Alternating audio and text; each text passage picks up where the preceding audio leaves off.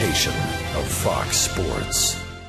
We are Fox. We are Arizona. After 3 wins in their last 4 games, the D-backs have taken their road show into Milwaukee for 3 against the team with baseball's best record. Tonight, it's rookie Mike Bolsinger on the mound, looking to keep that curveball working against the Brewers. Game 1 from Miller Park, next on Fox Sports Arizona.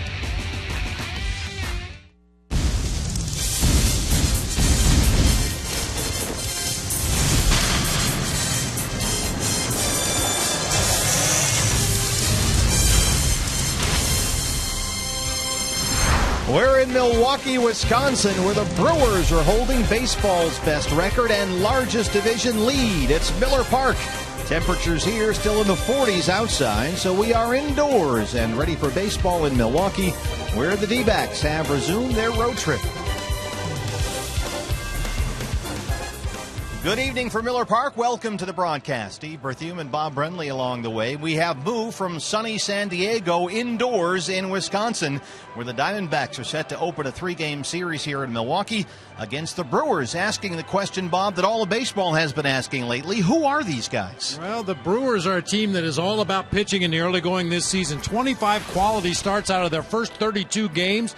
Best record in baseball. The team batting average way down there. These are not Harvey's wall bangers. They rely on a real strong starting rotation and a real deep bullpen with some big arms. Diamondbacks starting pitchers over the last 10 games, a 4-2 record, a 3.05 ERA, and Mike Bolsinger tonight looks to continue that trend. Yeah, and I think we've seen enough of Mike up to this point to know what he has to do to be successful against this Brewers ball club. He needs to keep the ball out of the middle of the plate, needs to keep it down, needs to establish that curveball early in the game. We know early in the ball game he tends to work his way through that lineup pretty easily the first 3 innings. After that, it's been a little bit of a struggle. Hopefully he's learned from those struggles and be able to get deeper into the game tonight. It's Mike Bolsinger for the Diamondbacks, the big free agent Matt Garza for the Brewers. First of 3 D-backs and Brewers' first pitch coming up when we return here on Fox Sports Arizona. Miller Park in Milwaukee. It's Miller time, all right. This is a ballpark in which the Diamondbacks have actually done very well over the last few years. We'll see if that can continue tonight. It's the D-backs and the Brew Crew next on Fox Sports Arizona.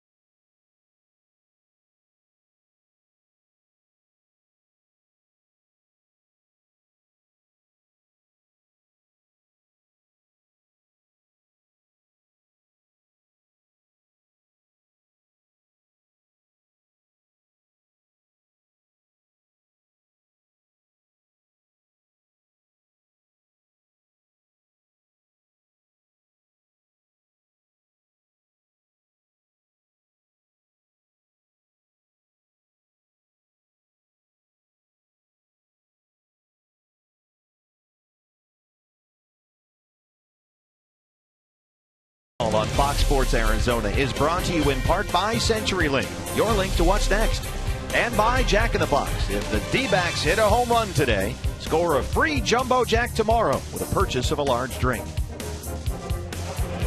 And welcome back to Miller Park here in Milwaukee, Wisconsin. Getting set for first pitch, the Diamondbacks taking on the Milwaukee Brewers with Major League Baseball's best record at 21-11. Hi, everybody. Jody Jackson with you. And the Diamondbacks have had a lot of success in the last few years against this Brewers team, not only at Chase Field, but also here at Miller Park. Let's take a closer look at the numbers and just how it breaks down. Basically, the Diamondbacks have had some very solid pitching, and they've hit the ball well against this Brewers team. As you look at the numbers since 2010, 9-4, you see 5.3 runs a game for the Diamondbacks. And the slugging percentage, well, a big part of that is Paul Goldschmidt and Aaron Hill, since 2011, own the third and fifth best batting average against Milwaukee. Goldie at 390 and Aaron Hill at 377. You remember Aaron Hill actually had a cycle here at Miller Park 2 years ago. So plenty to look at, matchup between these two teams, but a lot will ride on the starting pitching. Rookie Mike Bolsinger taking on the veteran in his first year with Milwaukee. That will be Matt Garza. Great matchup of two right-handers here tonight. And Miguel Montero back in the lineup. His hot bat, well, he's in there after a day off in San Diego. And he'll be back in the lineup once again for the Arizona Diamondbacks. Stay with us. First pitch coming your way from Milwaukee when we return here on Fox Sports Arizona.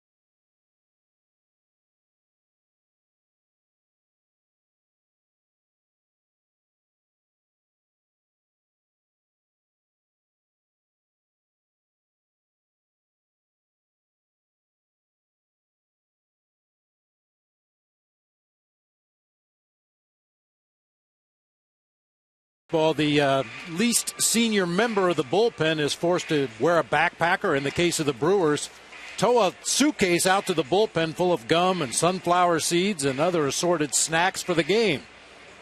Wei-Chung Wong, well, usually it's like a Hello Kitty backpack or something really embarrassing.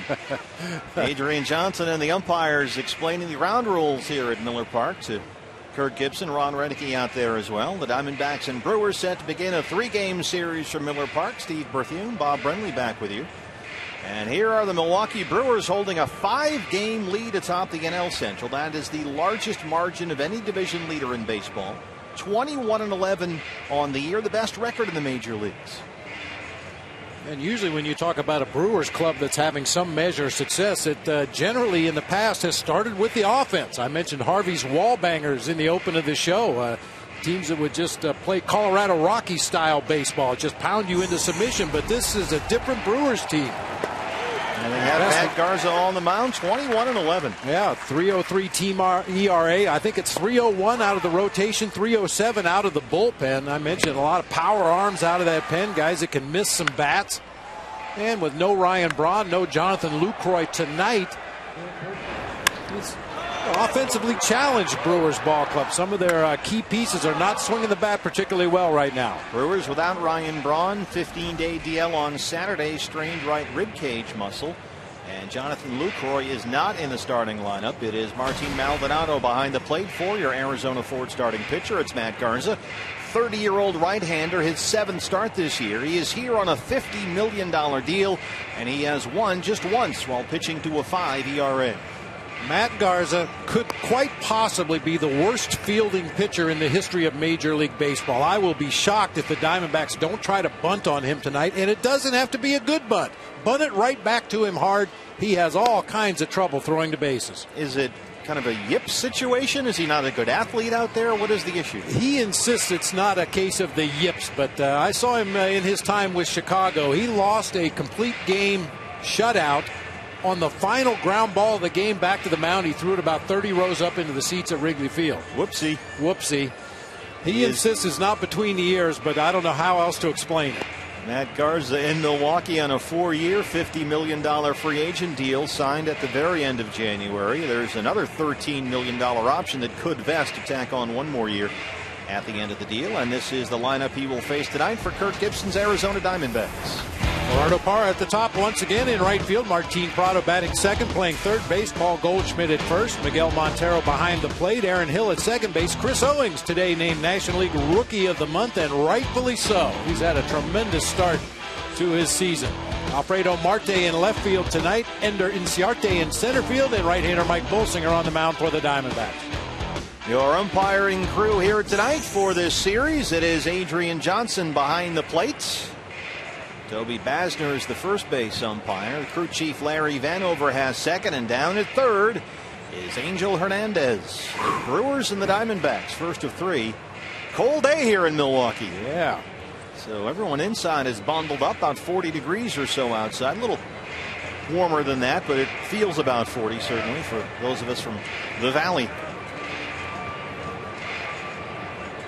Matt Garza never in a hurry to get started. No. He's going to pitch when he's ready to pitch, regardless of the scheduled start time of the ball game. He's going to go out there and take his warm-up tosses whenever he feels like it. And now that Matt's ready, the rest of us are finally ready for some baseball as Gerardo Parra steps in. Ramos Ramirez stepping in on the grass at third base to protect against a bunt. Brewers and Diamondbacks underway, first of 3 in Milwaukee. There's strike one. You'll basically see a fastball slider mix from Garza. He does have a curveball. He also has a straight changeup, but he'll work his fastball both ways. He'll try to cut it in on the lefties, sink it away from the lefties, and throw a lot of sliders, especially when he's ahead in the count.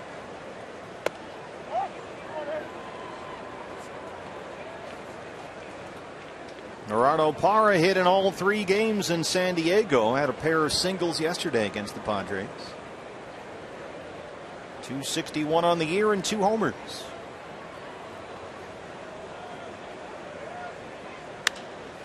That one is through into right center. Leadoff single for Parra.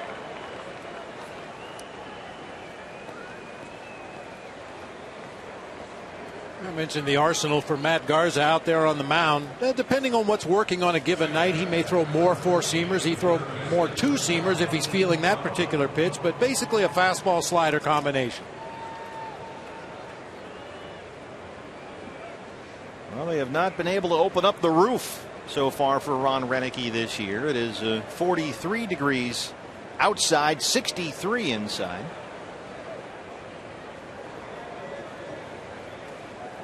As Martin Prado steps in.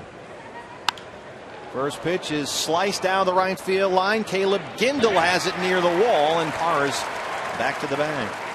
Only the 4th time this season that Martin Prado has swung at the first offering from an opposing pitcher. Caught us all by surprise there. I was looking down. Usually you get at least one pitch from Martin, but he was looking for a Garza fastball or something. And so 4 pitches, 1 out for Garza as Paul Goldschmidt steps in. Goldie at .331 and 5 homers. And his bat really starting to power up lately. 11 hits in his last 6 games.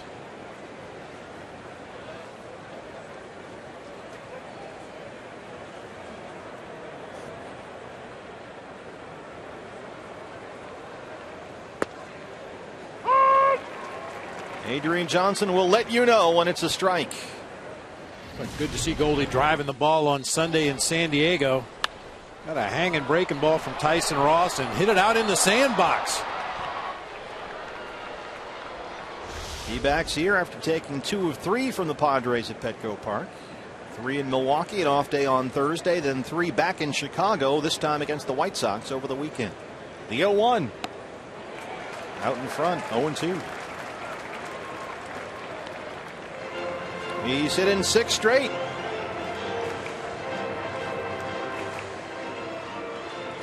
Eleven hits in his last 6 games, 2 doubles, 2 homers.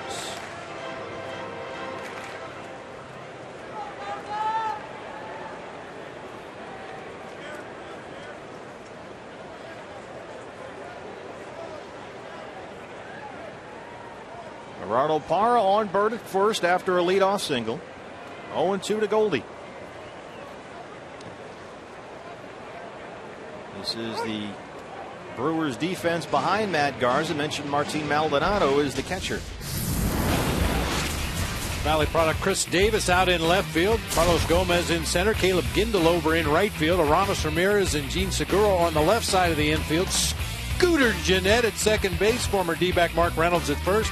Martin Maldonado doing the catching tonight for right-hander Matt Garza.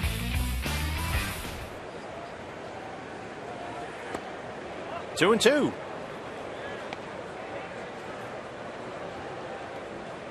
Goldie leading the National League in hits. He is tied with Hanley Ramirez for the league lead in doubles. He's got 12, and he has had his way with Milwaukee here since 2011, hitting .390. Boy, hitters will tell you this has always been a good ballpark, especially later in the summer when the weather heats up. I think that's the 4th of July. But with the roof and panels open, very much like Chase Field, the ball really seems to jump once the weather heats up. A little more sterile with the roof and panels closed. It does have an airplane hangar quality to it with the high arching roof, and you see those panels of glass to let the natural sunlight in. That can create havoc for some fielders. On day games especially, yeah. We'll see on Wednesday. Once again, Paul Goldschmidt goes from 0-2 to 3-2. Parra off with a pitch. Goldie fouls it away. And occasionally pitch count can become an issue for Matt Garza. He's one of those guys that likes to go for the strikeouts. When he gets ahead, he likes to nibble around the corners. Usually that pitch count gets up there rather quickly. He has a good track record against the D-backs. 4 career starts for Garza. 3-1, a 2.48 ERA.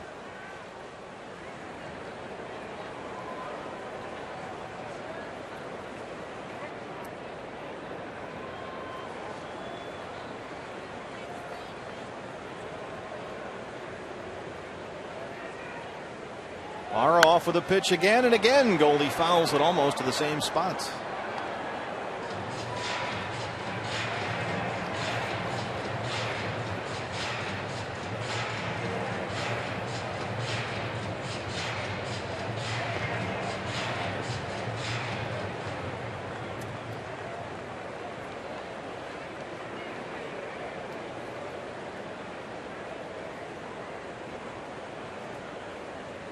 So Parra has twice taken off on the 3-2 pitch.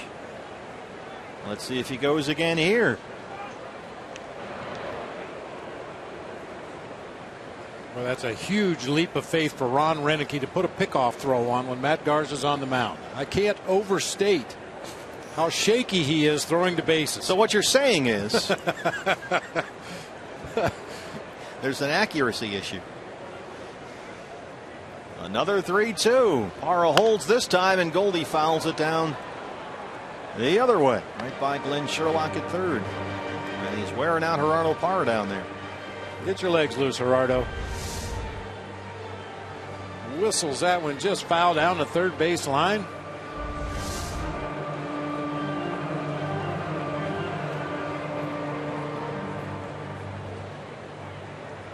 King of the 3-2 count.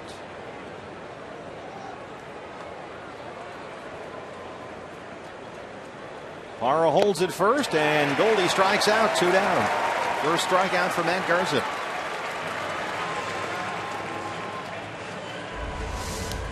Thing with the slider, once again on a 3-2 count. Good downward movement that time by Garza. Normally his slider is a little flatter, a little more of a sweeper, but that one had a lot of downward movement.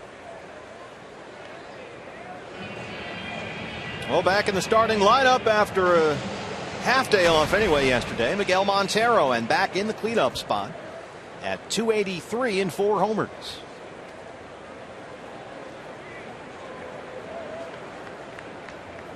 You isolate just the cleanup spot. This is his 17th game hitting in that particular slot. A 327 average, driven in 12 runs in those 17 games, getting on base at a 435 clip.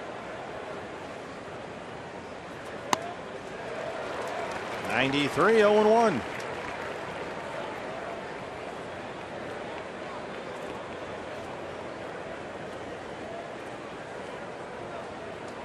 This is a pretty good hitter's park for Miggy. 17 career games at Miller Park. He's got 5 homers.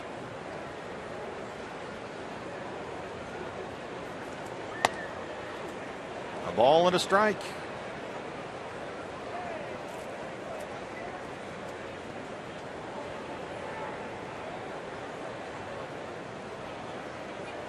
You've got that weird mixture now. All the lights have been turned on, and you've got the natural sunlight, or what's left of it outside, coming in through the panels here. Parra dancing around at first, and Garza steps off.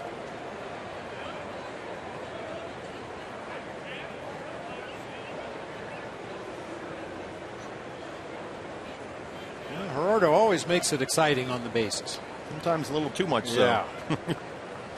He's right at his 50% clip on the year, 3 for 6 in the stolen base department. He holds there. The 1-1 misses away. It's 2-1.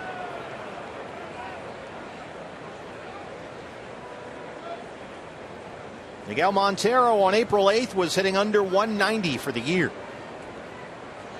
And since then, he has raised his batting average almost 100 points.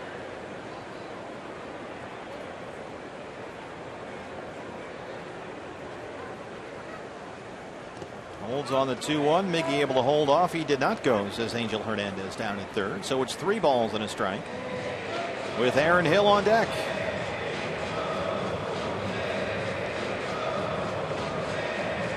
D-backs fans, some good seats down there behind the on-deck circle. Making sure that cap has just the right curve to it.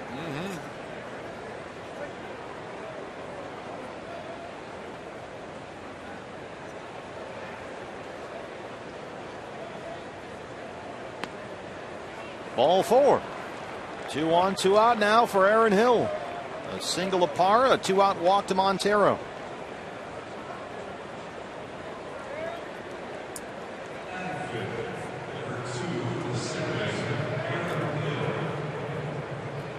Well, you can clearly see Matt Garza. We joked about it a little bit before the start of the game. He's just in no hurry. You know, we get spoiled watching Wade Miley and Josh Cole mentor pitch. They get the ball, get right back up on the rubber. They're ready to go to work. Matt Garza acts like he's getting paid by the hour.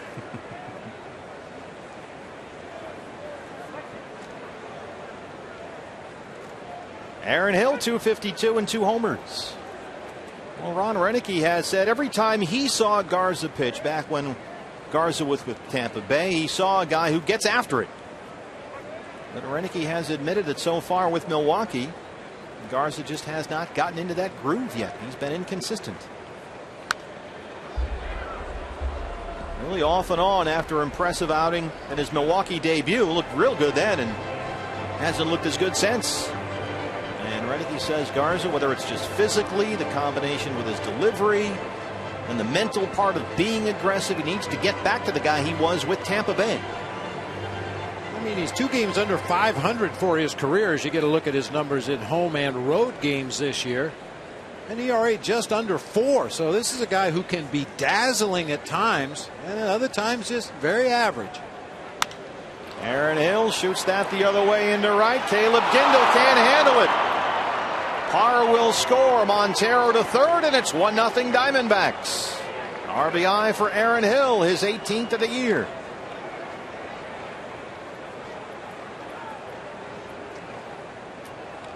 Sinking liner. That's a tough play for any outfielder, coming straight in on a sinking line drive. Had it in the glove, and when he went to hold the mid up to show the umpire, the ball came out, rolled back toward the infield. Big break early for the Diamondbacks. They take a quick 1-0 lead. Caleb Gindel just called up from AAA Nashville on Friday. Now they have runners at the corners with 2 down for Chris Owings.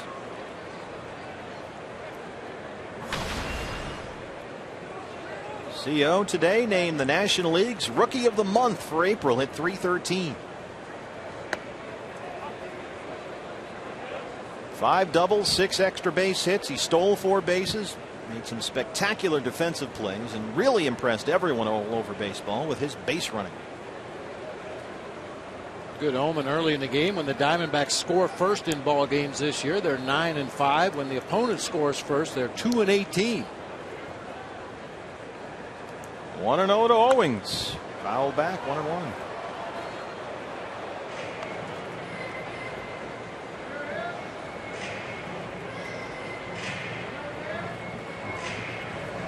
The only other D-backs hitter to win the National League Rookie of the Month award was Gerardo Parra, who was the NL Rookie of the Month back in May of '09. And Parra has scored the game's first run.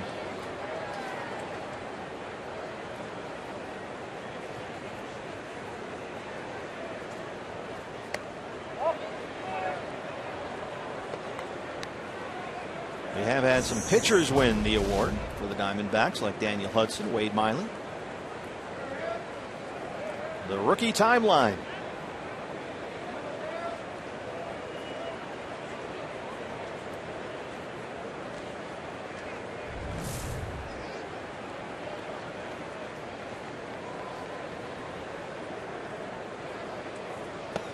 Not sure if he was just being modest or if he truly didn't know, but Chris Owings didn't realize that they picked a Rookie of the Month. With him, I believe it. He just wants to play ball. He's usually focused on what he's doing.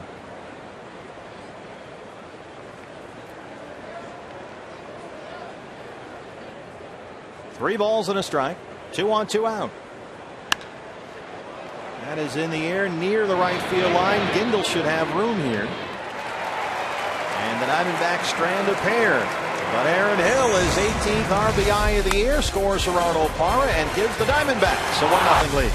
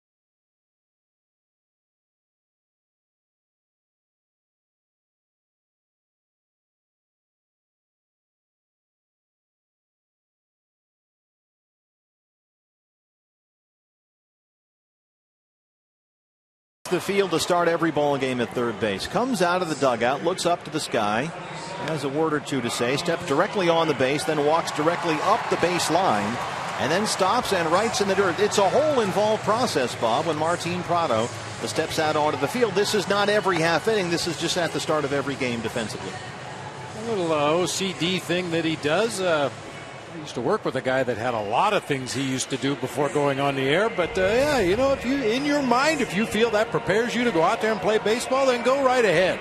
We've seen his on-deck routine get pretty elaborate, and he does it defensively as well. Your Arizona Ford starting pitcher for the Diamondbacks is Mike Bolsinger, 26-year-old rookie. Just his 4th major league start. He's been very effective the first time through the batting order. It's the 2nd and the 3rd time that these big league hitters get a look at him that he's run into trouble. Carlos Gomez, first pitch swing, and he drives that way back to center, and Inciarte watches it go. 1 pitch, 1 run. Gomez takes it out of here. He homers to start a ball game for the 3rd time this season. And fireworks inside at Miller Park. It's 1-1.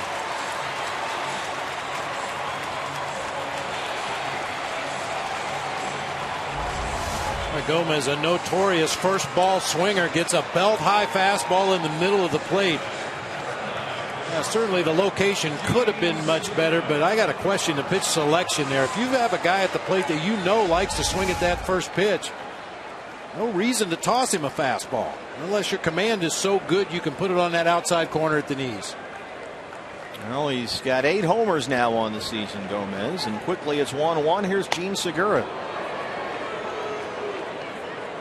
I mean, on the season, Gomez 13 for 26 on the first pitch, including 4 doubles and now 3 home runs.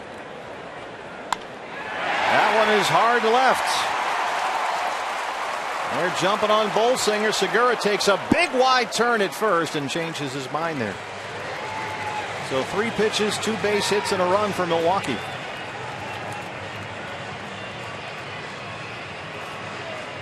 And you see the Band-Aid on the face of Gene Segura. He had to sit out 4 starts in the last week of April. He was whacked in the face by a baseball bat swung by Ryan Braun, who was very carelessly just circling his arms with a bat in his hands while standing on the dugout steps, and Segura was just walking by in the dugout, and he got whacked right in the face.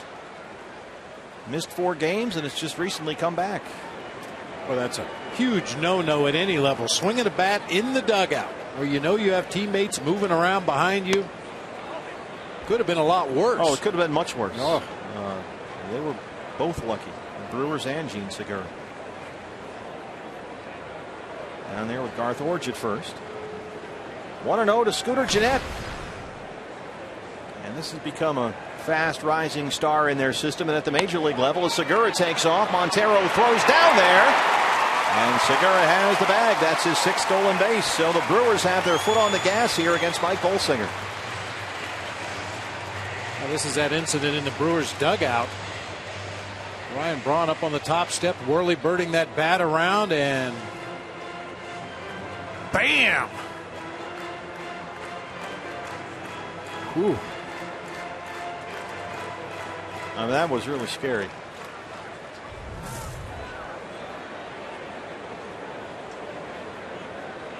So Segura at second. Bolsinger's yet to record an out, and he'll fall behind now 3-0 on Scooter Gennett, who homered yesterday. The Brewers lost at Cincinnati, just his 2nd of the year. A homer, a single, and 3 straight balls to Gennett to open the ball game.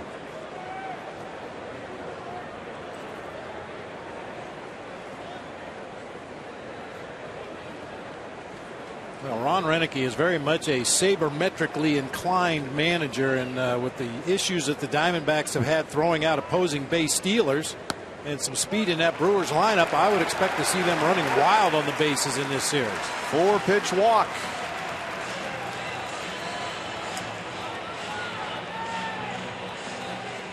This is the lineup for Ron Roenicke tonight in the series opener. Well, we already saw Carlos Gomez do damage in that leadoff spot. Gene Segura with a base hit in the game. Scooter Gennett just drew a walk. Aramis Ramirez mired in a horrible slump right now will be batting cleanup. Chris Davis The Phoenix product playing left field. Mark Reynolds, former D-back at first base. Caleb Gindel in left field. Martin Maldonado behind the plate for Jonathan Lucroy tonight. And on the mound, Matt Garza. And here is Aramis Ramirez.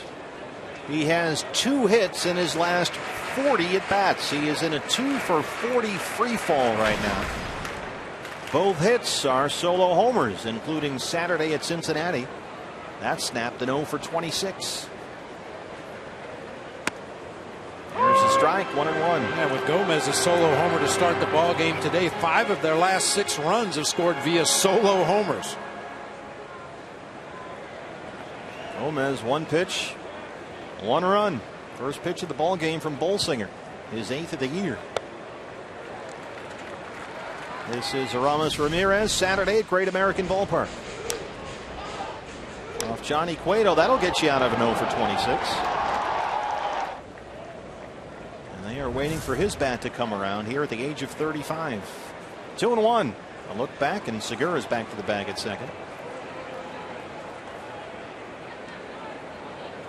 One thing about Aramis Ramirez, not only this season but throughout his career, even when he's slumping, he seems to get base hits with runners in scoring position, hitting .444 this season in those situations. He's ahead, 2-1.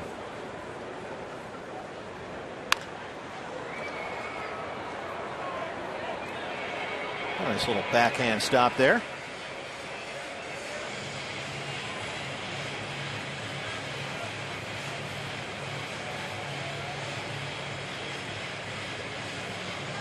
Two for 40 is a tough gig.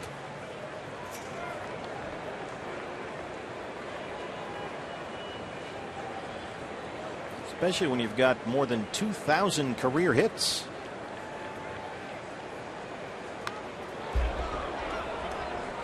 If you're Mike Bolsinger, how do you recover from this start? And because you got to do it now. Well, you just can't worry about what has already happened. You just have to focus on each pitch from this point forward. Make sure you have a reason for throwing that pitch and a reason you're throwing to that location.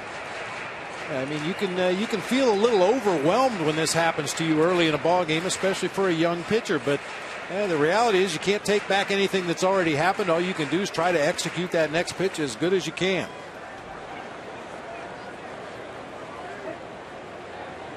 Still looking for his first out. 2 on, 2-2 to Ramirez.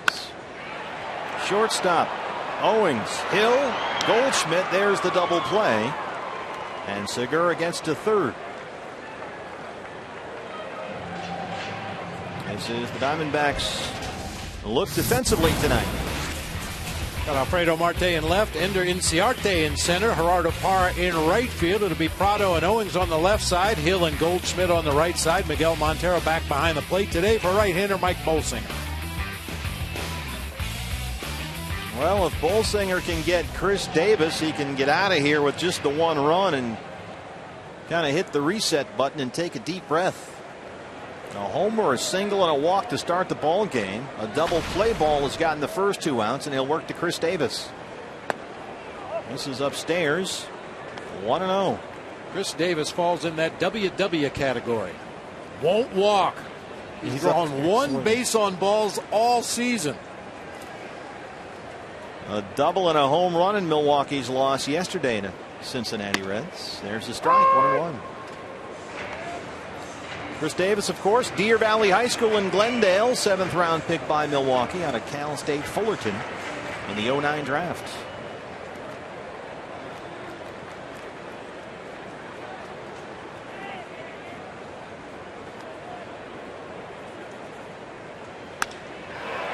That is in the air to left center field, and Ciarte tracks it down. And they strand Segura at third. So Bolsinger limits the damage. We are through 1, and it's 1-1. D-backs and Brewers.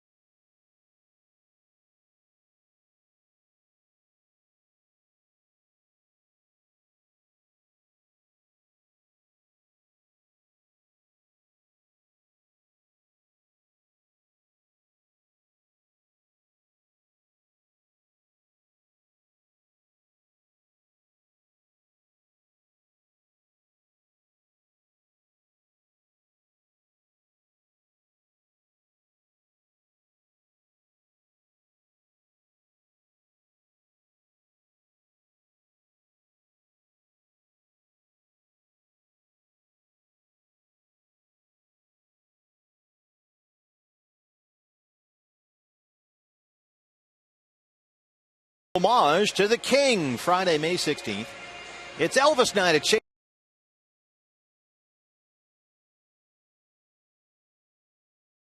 After the game, catch our Friday night fireworks set to classic Elvis hits. Purchase a special Elvis Night ticket package, and you'll even get a custom Elvis Night t-shirt, gold sunglasses, complete with sideburns, and you only get the giveaway items through the special offer. So visit dbacks.com/events for tickets today. Well, Carlos Gomez, as the leadoff man, is really all or nothing, feast or famine. His first at bat at the ball game this year as the leadoff hitter, 6 for 30, with 3 homers and 12 strikeouts. Jeez. So tonight it was the home run. First pitch, he immediately got the run back off Mike Bolsinger, so it's 1-1 as we start the second. And Alfredo Marte looks at ball one.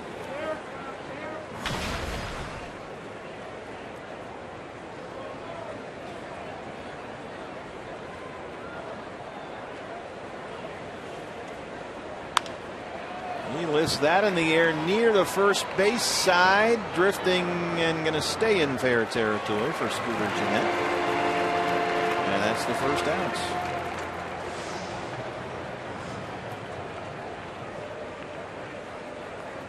So it's Marte followed by Inciarte.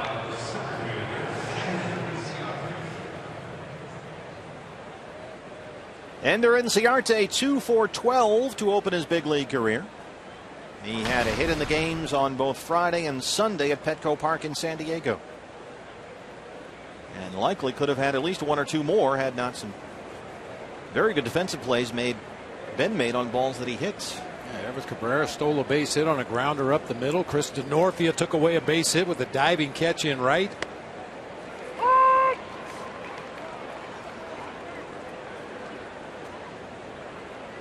Ramirez will stay on the grass at third. Mark Reynolds had been cheating in at first, but he'll back off now with a strike. To Inciarte. That one is bounced to second. Scooter Gennett 2 up, 2 down. Hey fans, now it's time to tweet us your photo using the hashtag AZFanPhoto.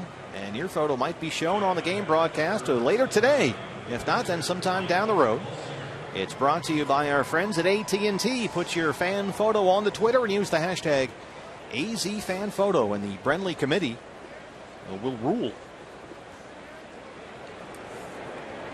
So Matt Garza, who really struggled through a 25-pitch first inning, has got the first 2 outs in the second on 4 pitches, and he opens up with strike 1 to Bolsinger. Scraping off some of the stickum and pine tar on the handle of that bat. Occasionally it just gets a little bit too thick. Sometimes it gets a little lumpy. More pine tar accumulates in one area. And take that little file and start over again. Bolsinger has shown himself to be a pretty fair hitter up there. Rounds that one to short. Gene Segura. And after that 25-pitch first, it's a 7-pitch second for Matt Garza. 1-1 in Milwaukee.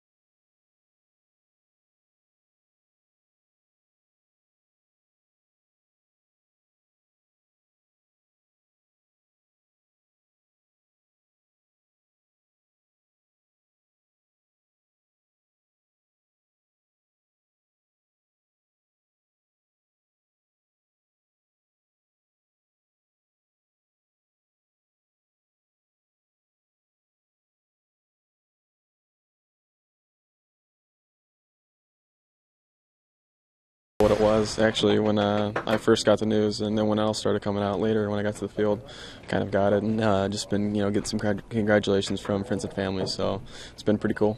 A lot of reaction from back east with the family? Yeah, the family's pumped up and all that stuff, so pretty cool to get that award. And that is our Geico quote of the game. Chris's family back in South Carolina, and all very proud. NL Rookie of the Month Chris Owings got the news this morning at breakfast with A.J. Pollock when he ran into Turner Ward. And, of course, the hitting coach, Turner Ward, gave him the news. He didn't even know there was an award, but he's very honored to win it. Of course, Chris leading all rookies in the National League in average, hits, doubles, triples, guys, and second with stolen bases with 4 of them.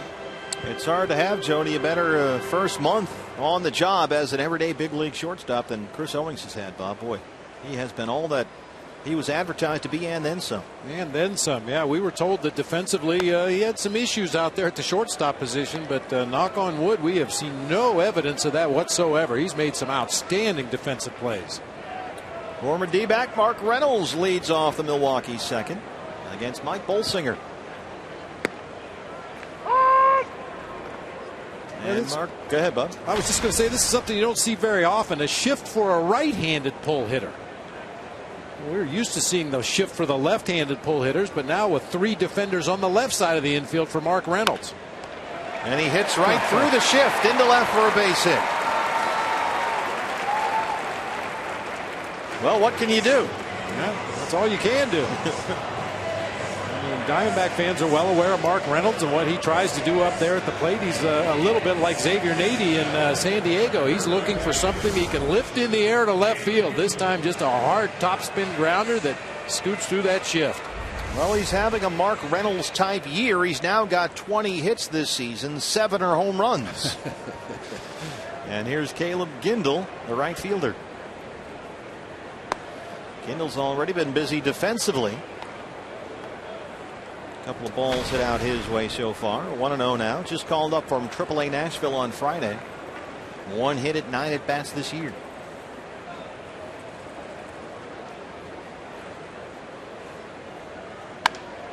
That one is hit hard right to Marte in left. 1 away.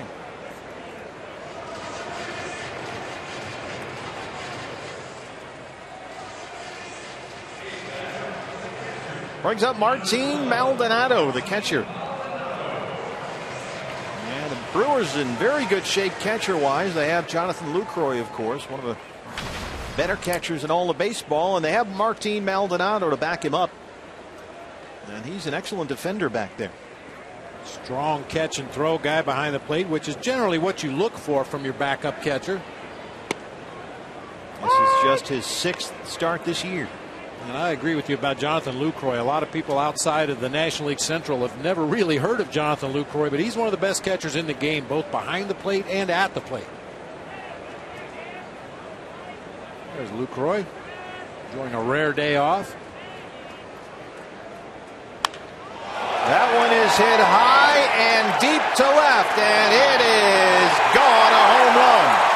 Martin Maldonado, his first this year, and it's 3-1 Milwaukee.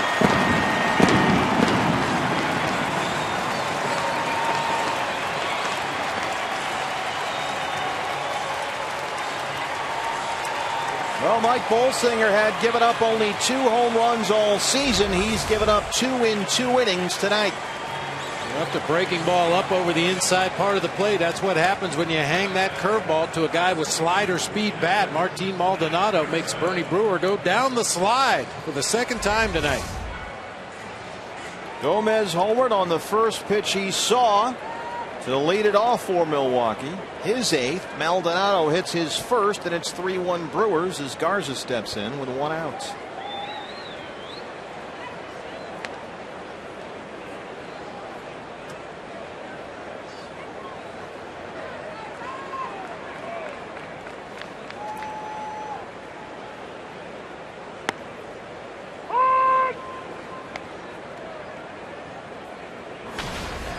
You see that little bit of padding underneath the top hand of Matt Garza. He badly bruised his thumb his last time out swinging the bat.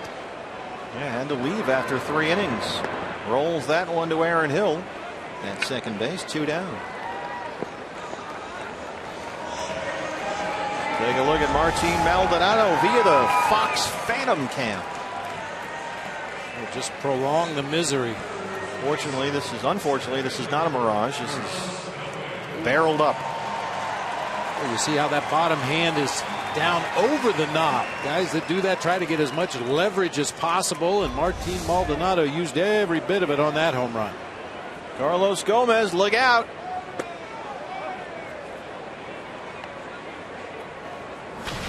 Homered on the first pitch he saw, and his last at bat to lead it off for the Brewers.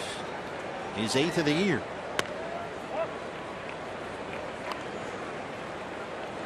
He was the Brewers Player of the Month last month.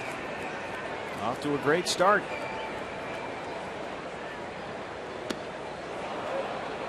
Same hitter. This was the first pitch Bolsinger threw tonight. The first time through the Brewers lineup, 9 hitters, 7 of the 9 saw 3 or fewer pitches. So apparently they're going to be very aggressive against Mike Bolsinger, try to get him early in the count before he gets to that curveball. Bolsinger behind here, 3-1.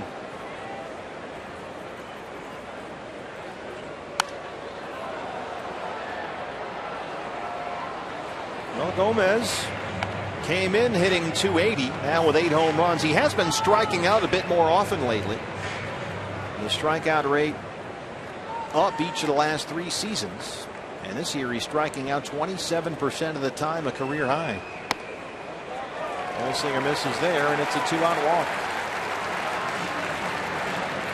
I tried to set him up for the strikeout. Yeah, did everything you could do. And I don't expect that Gomez is going to be over there first base very long. Good speed, 4 out of 5 on the season, stealing bases. Gene Segura singled and stole the bases first time up. Hit 294 as an All-Star last year. And he's off to a 240 start this year. In fact, he was dropped down, well down in the batting order by Ron Renicky recently, and has just been moved back up into the 2 spot. I mentioned it earlier. Ron Renicky pays a lot of attention to the numbers, and that being said, I'd like to see a pitch out right here, just to plant the seed in his mind that the Diamondbacks are not going to let us run wild on the bases.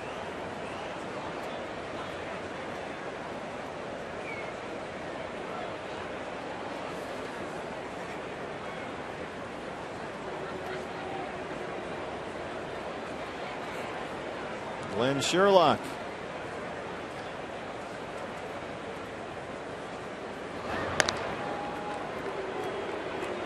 Well, Ron Renicky has said that Gomez can accelerate as fast as anybody he's ever seen.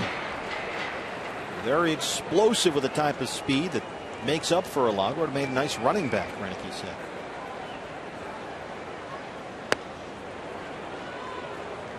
Oh, 0-1.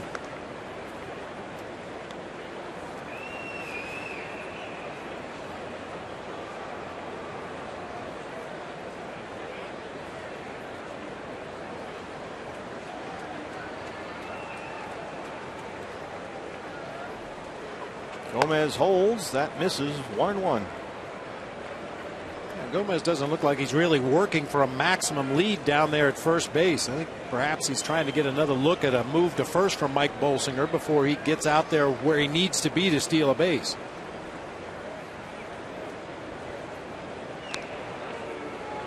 Getting back easily every time on those pickoff attempts.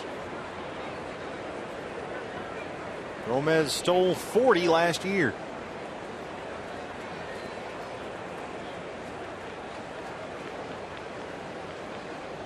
He holds. That one is upstairs. 2 balls and a strike.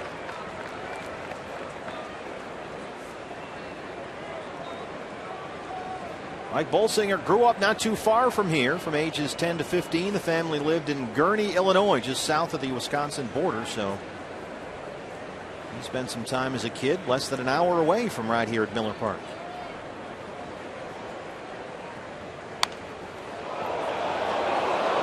Two and two.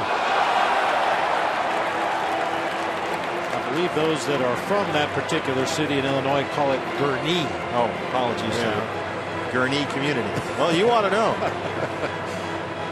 Only because there's an outlet mall there that my wife was very familiar with. So the Bills have come in from Gurnee, have they? Yes. I'm gonna need some more money. Yeah. 2-2. Marte in left. Golsinger strands the 2-out walk, but gives up 2 on the Maldonado homer. It's 3-1 through 2. CenturyLink, your link to what's next. Gerardo Parra leads it off for the D-backs.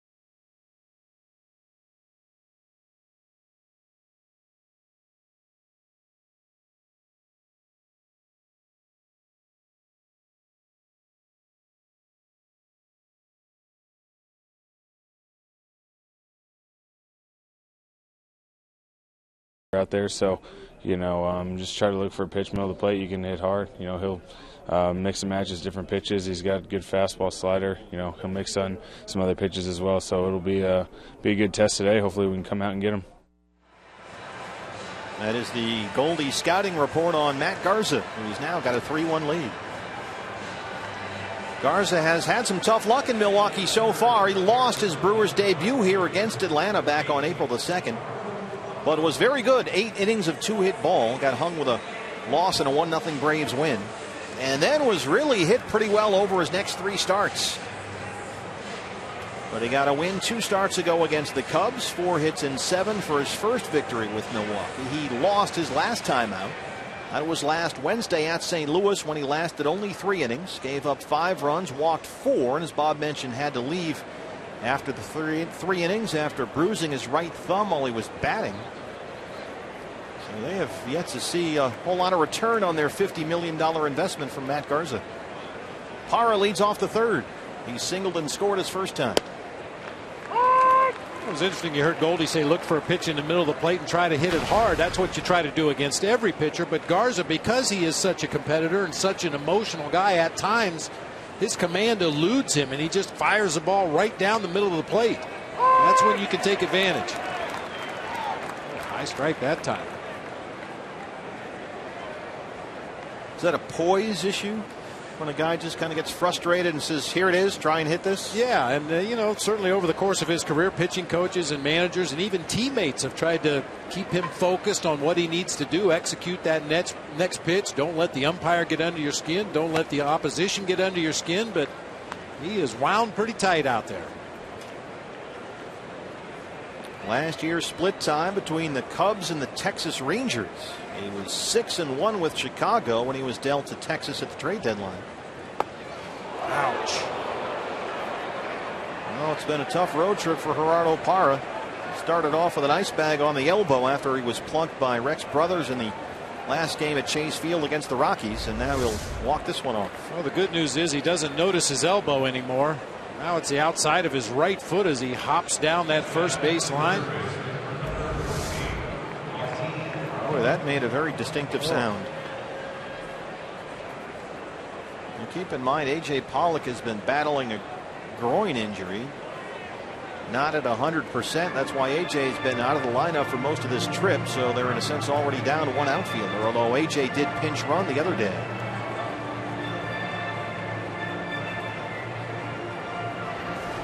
This was Parra Wednesday against the Rockies. On the elbow, it swelled up like a football. And he finally just took the protective sleeve off that yesterday in San Diego, and now he's got a sore foot.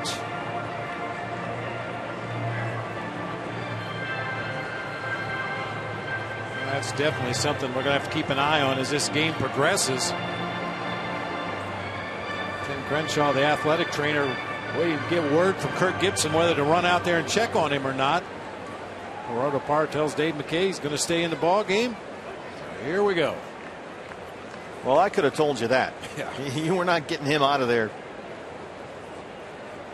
without at least trying to run the bases on it. There's the strike to Prado.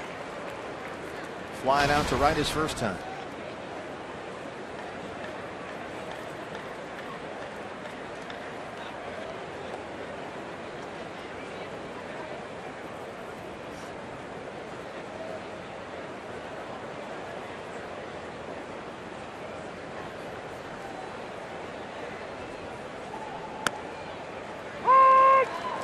Hey fans, when the D-backs win, you win at Papa John's. The day after every D-backs win, you get 50% off your regular menu price online order at Papa John's. Enter promo code D-backs50 at papajohns.com.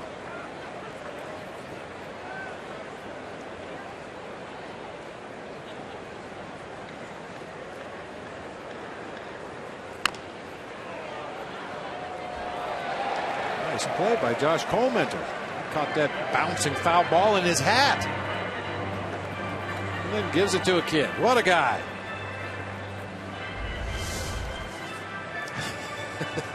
Nice play. That easy.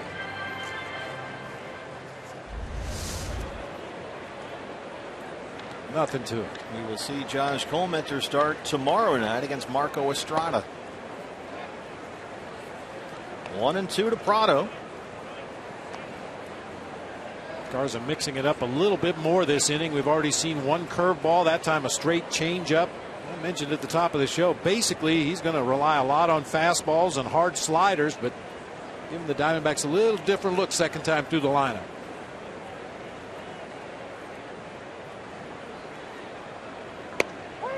Called strike 3. Second strikeout for Matt Garza. One away in the third. Good command on that particular pitch, right at the edge of the strike zone, bottom of the knees. That's a tough strike to hit. Brings up Paul Goldschmidt, who struck out his first time. In another epic Goldie battle down in the count, got back to full 3-2 before striking out. Last time he got him on a slider. Parra at first, one out. Goldie shoots it down the right field line. This is cut off by Gindel before it gets into the corner. Parra on that bad foot in at third. And we'll see how he's moving around out there. First and third now, one out for the D-backs.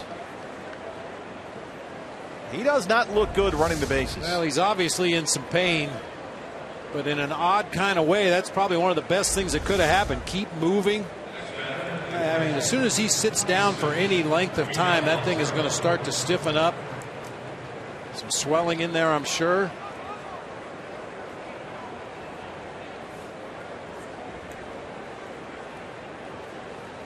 So Goldie's now hit in 7 straight. They're on the corners with one out for Miguel Montero. And he walked his first time.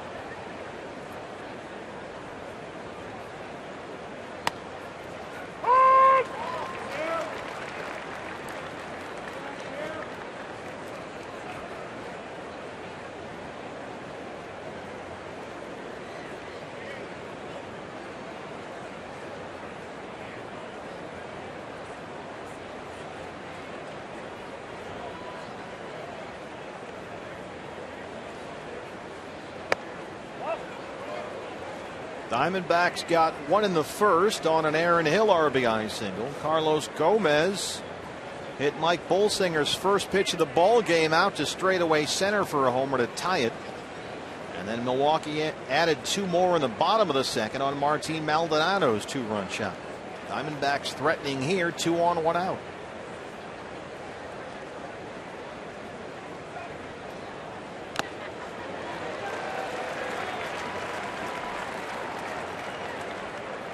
Yeah, Miggy trying to remind himself up there. Don't uppercut the ball. Stay down and through it. That's what he's been doing so well in the early going this season. Nice controlled, compact swing. A little frustrated with himself after that last hack.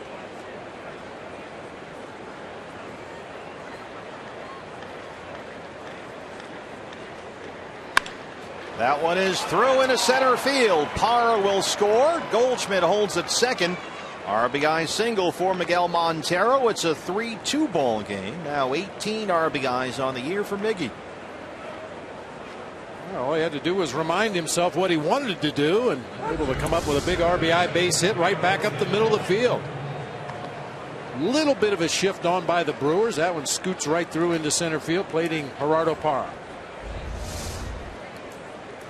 So a hit batter and 2 singles have produced a run. It's a 3-2 ball game. Here's Aaron Hill, who drove in the game's first run with an RBI single his first time up.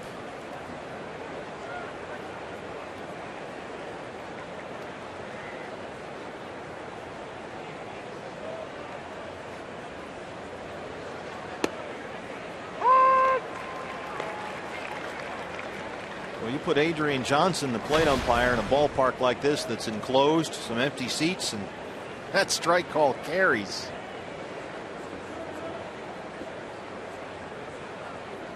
I'd like to have him sit down with David Rackley from yesterday and explain the mechanic.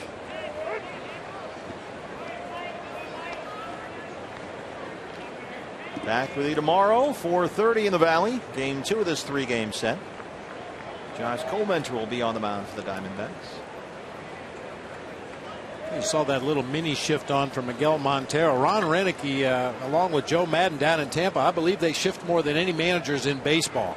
Move their defenders around where they think the ball is most likely to be hit. Aaron Hill can't hold up there. It's 1-2.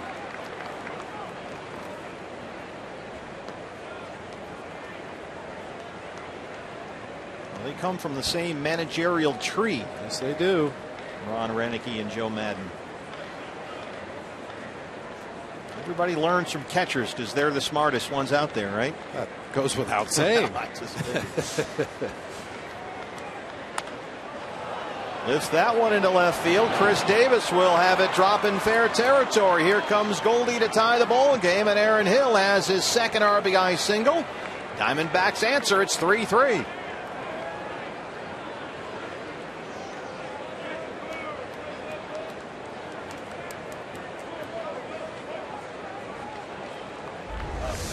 A little soft floater. Looked like he hit it right off the end of the bat. Really rolled that top hand over at the very end of the swing, but didn't hit it particularly hard. Just put it in a good place.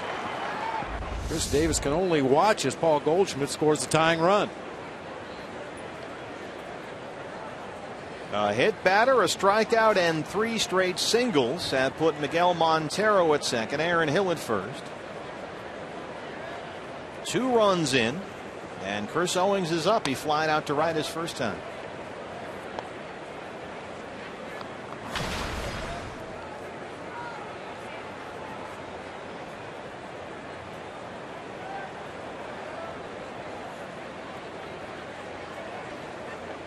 D-backs have now out-hit the Brewers 5-4.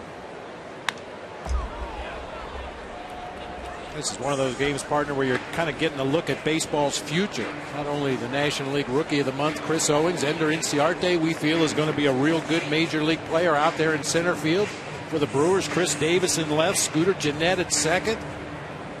Gene Segura at short. Terrific middle infield combo there. Figure to be around for a long time.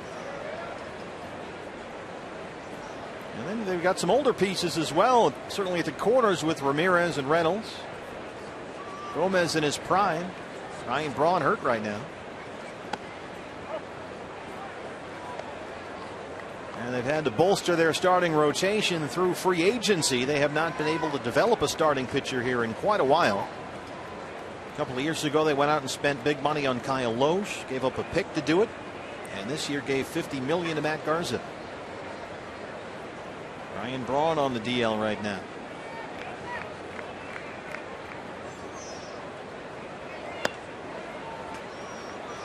Braun's got a strained right rib cage. That is actually retroactive to April 27th. He is eligible to come off the DL on May the 12th, so about another week or so for him. Mentioning bringing in Matt Garza for $50 million. It seems to be Doug Melvin's MO as a general manager. CC Sabathia here for a while. Zach Greinke was here for a while. Goes out and Kyle Loesch, you mentioned. Bring in those frontline starting pitchers, even if you only have them for a season or two. CC was a tremendous acquisition. They still love him here, even though he only pitched about 3 months. They had a nice run with CC after getting him at the trade deadline. Well, they were starting him on 3 days rest for the last month of the season and then into the playoffs. And he would do it willingly heading into free agency. 3-2 now.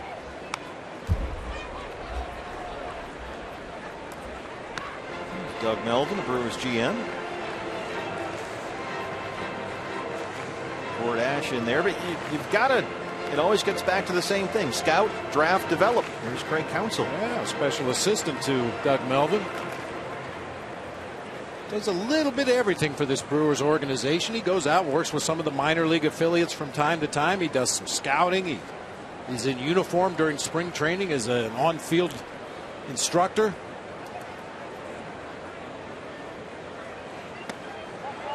All 4 bases are loaded.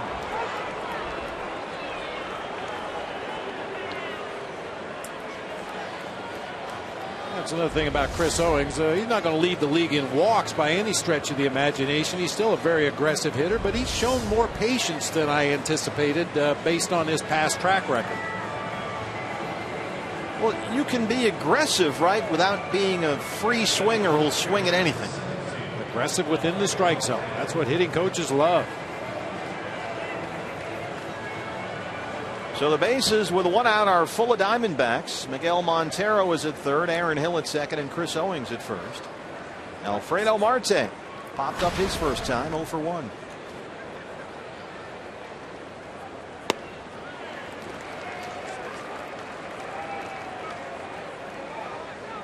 Marte 2 for 4 with a double, 2 RBIs in his season debut Saturday in San Diego.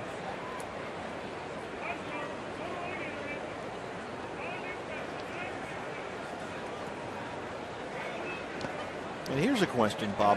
What might be a good guideline for knowing when to put Marte in the starting lineup and knowing when to sit him? I think you need to sit him against good breaking ball pitchers, guys that throw that hard slider. We saw that weak swing at the first delivery from Garza. He was able to check on the second delivery. Hard throwers that don't have great command, I think, play right into Alfredo Marte's hands. He takes a big swing. He's looking to hit a fastball. Guys that can command the corners are going to usually get him out. Right there, fastball just off the outside edge. Anytime the D-backs score 6 runs or more, Taco Bell is giving away 3 free tacos with the purchase of a large drink between 4 and 6 the following day at participating locations.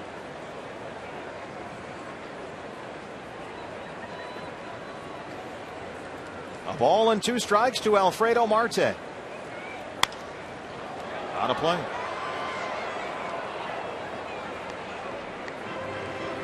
We talked a little bit in the past about the decision I had to make in Game 7 of the World Series, whether to start Reggie Sanders or Danny Batista. And just, looking at the video, watching how Roger Clemens attacked opposing hitters and looking at the strengths and weaknesses of those 2 guys, we felt Danny Batista was the right guy for that particular day. And I think Alfredo Marte is going to be one of those guys that kind of falls into that category. 30th pitch of the inning is a called strike 3 for Garza. 2 down. There'll be certain pitchers that he matches up well against and other pitchers that aren't a good matchup for him. And the Diamondbacks have already scored 2 in the inning, a chance to make it a whole lot more. Bases loaded and 2 down. Ender Inciarte will be the hitter. He grounded out his first time.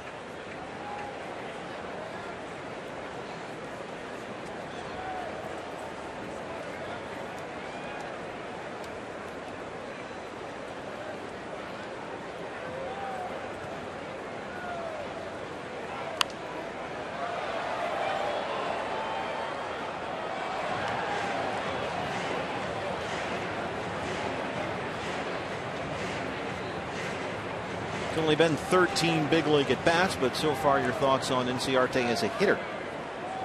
I think he's got a nice quick swing. I'd like to see him bunt a little bit more, seeing his speed in the outfield. I think that would really play on the bases if you could get him on a little more often. And even with the bases loaded and 2 outs, bunt to the right side to get a run home right now. He's down 0-2. I mean, we've seen him stay on pitches and drive him to the opposite field, sometimes for a base hit, sometimes for an out, but looks like he's a foul line to foul line guy. Sprays it around pretty good.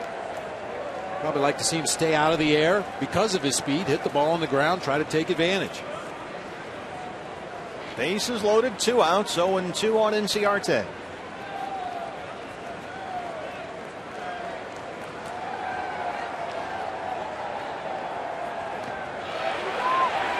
Yes, he went, says Angel Hernandez.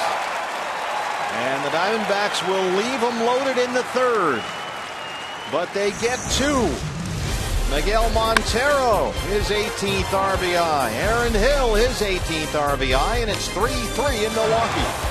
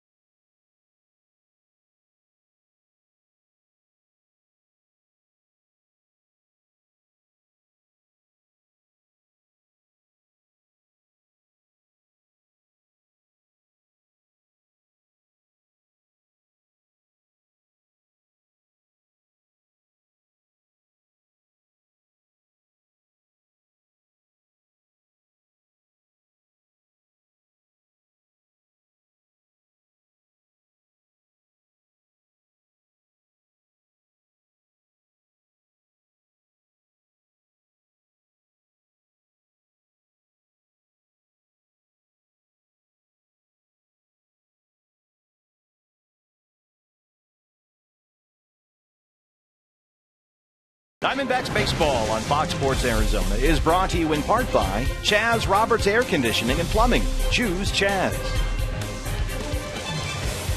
And welcome back, all knotted at 3 here from Miller Park. Jody Jackson up here in the, quote, best seats in the house, which actually are the worst. They're the Euchre seats. And I'm hanging with Mr. Baseball, Bob Uecker. And these Euchre seats are just $1 here at Miller Park. Part of the reason is because, of course, these pillars obstruct the view. But it's all a play on, of course, the long-running campaign, the commercials in the 80s where Bob Uecker talks about getting ousted from his seats and yells, "It must be the front row." So he did not go to the front row, the worst seats. But Bob Uecker, fantastic legend, of course, here in Milwaukee. This was actually just dedicated on April 25th, this brand new statue.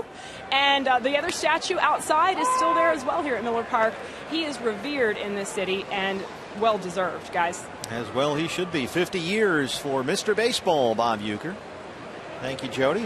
That's a great seat. We were up there earlier.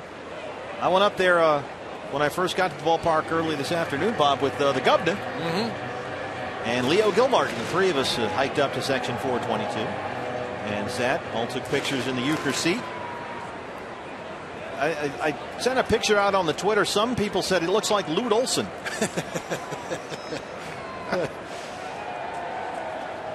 Bob Uecker's signature home run call. Get up, get out of here, gone.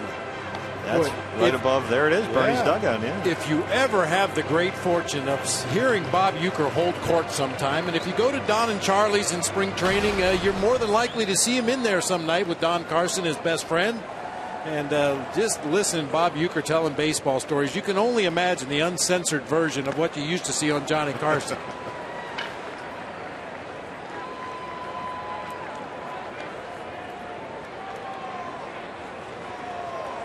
Bolsinger gets Scooter Gennett to open up the third.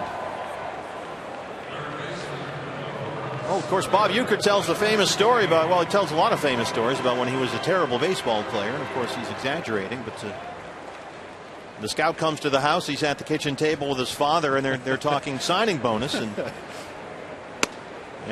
Uecker asked the scout, well, what are you thinking for a signing bonus? And the guy says, well, $1,500. And Uecker said, well, you know, my dad didn't have that kind of money.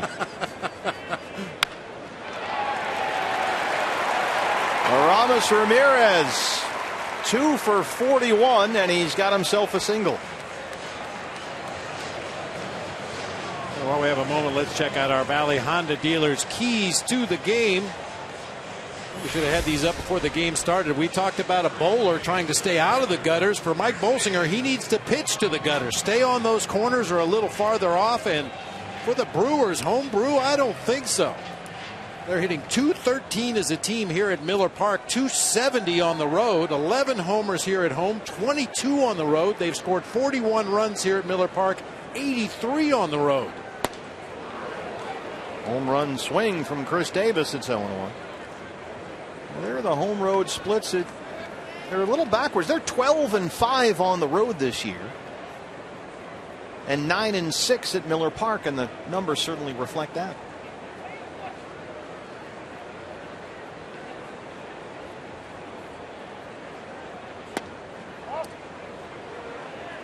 Aramis Ramirez base hit, the second time in the ball game that a right-handed hitter has beaten the shift. Mark Reynolds pounded a topspin grounder through the left side. Diamondbacks had 3 infielders on the left side, and that time Aramis Ramirez found a hole in the shift.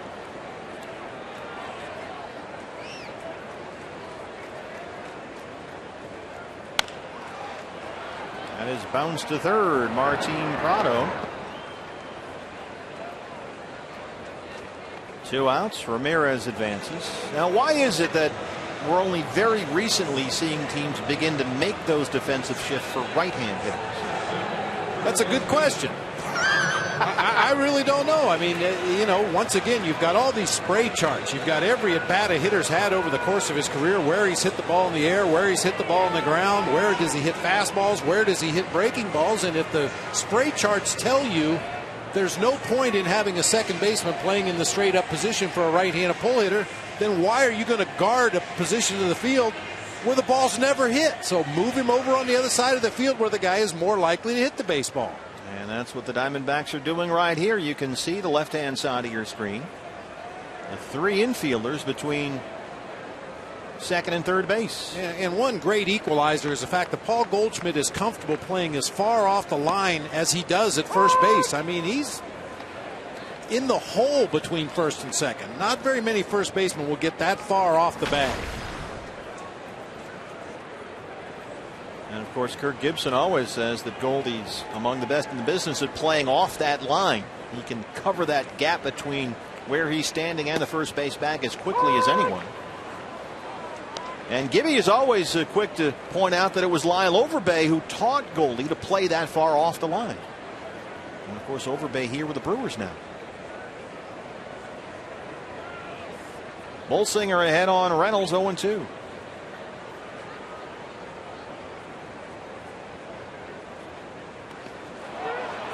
Can hold up. Miguel Montero will complete the strikeout. And Bolsinger strands the 1-out single. We are through 3. It's 3-3 in Milwaukee.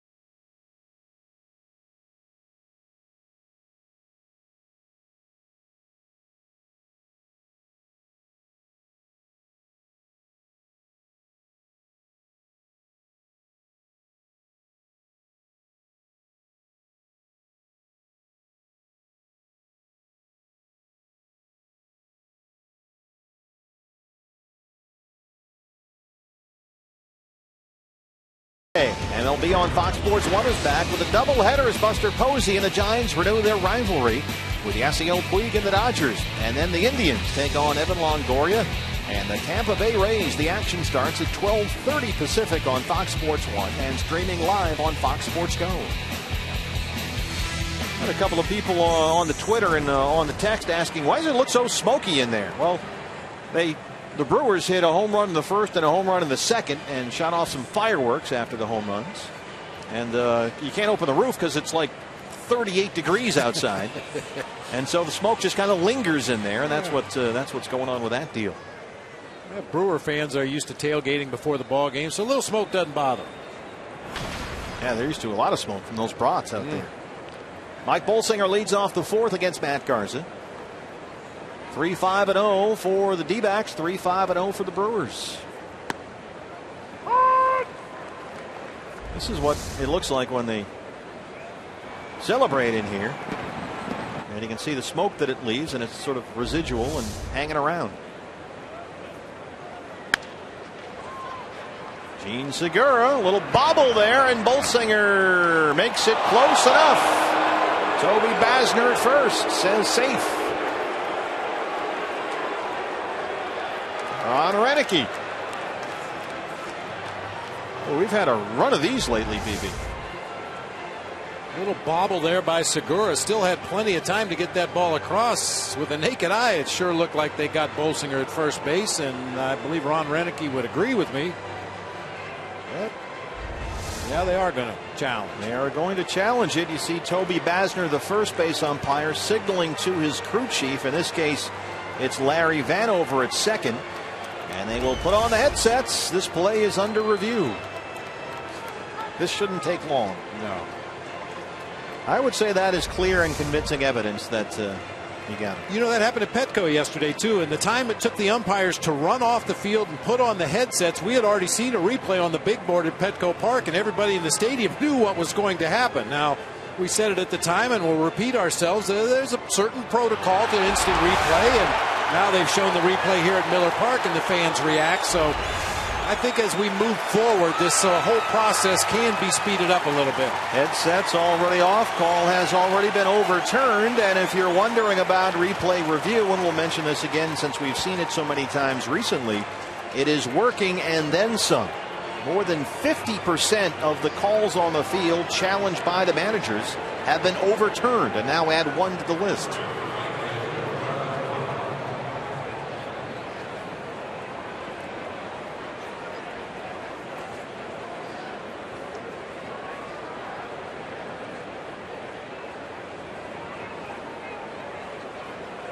So now Ron Renicky has a pretty good track record on these challenges. He has challenged 5 calls and got 3 overturned this year. And it's only May 5th. And still has his challenge available now. If your play is overturned, you maintain your challenge, or one more challenge. If you're wondering, Kirk Gibson has challenged calls on the field 3 times and overturned 1.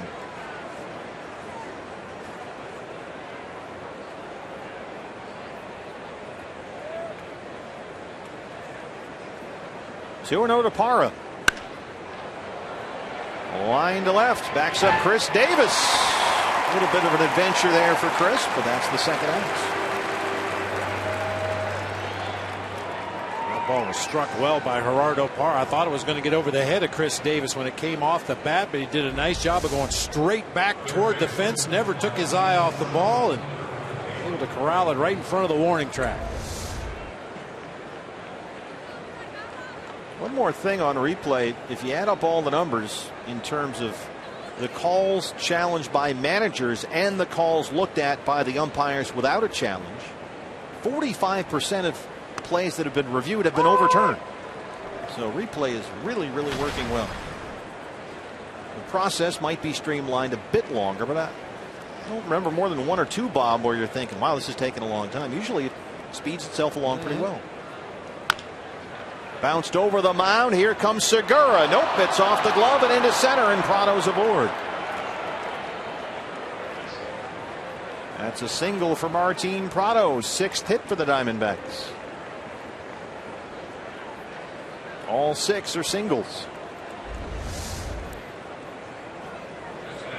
That hard dirt right in front of home plate here at Miller Park. Took a little bit of a squirrely hop right there at the end and caught Segura on the thumb of the glove.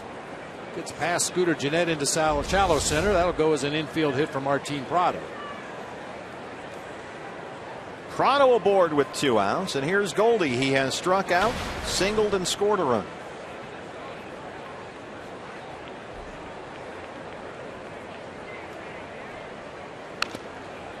And Paul Goldschmidt really hits the ball well in this ballpark. It's not the biggest sample size ever, so don't go nuts, but he's got 10 hits in 6 games here, including 5 doubles and a couple of home runs. So he is slugging for his career almost 1,000 at Miller Park.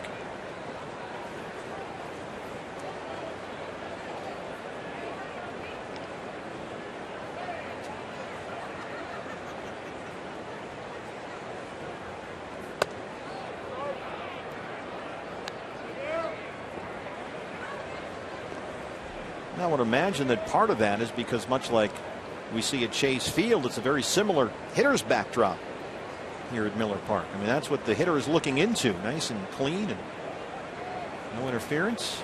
Yeah, really the only negative for an offensive player in this ballpark is the infield grass is a little thick. Oh, roll over to short. Segura throws him out. They strand the 2-out single. They send us to the home half of the 4th. It is the Brewers 3 and the D-backs 3 in Milwaukee.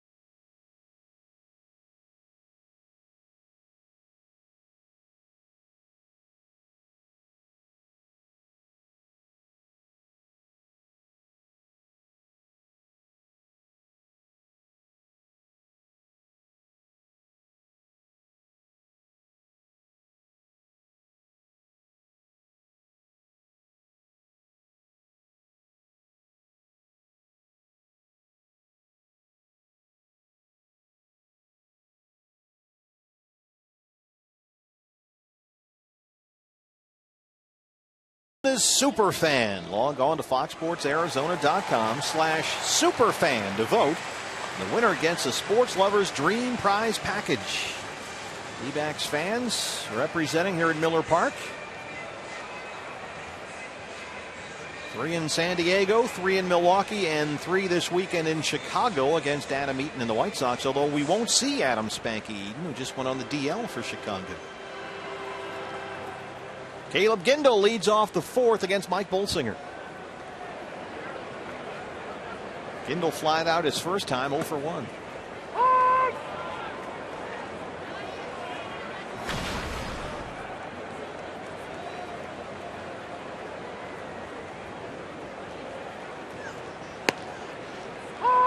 Caleb Gindel from Pensacola, Florida, went to Pace High School. That's Buck Showalter territory in the Florida Panhandle.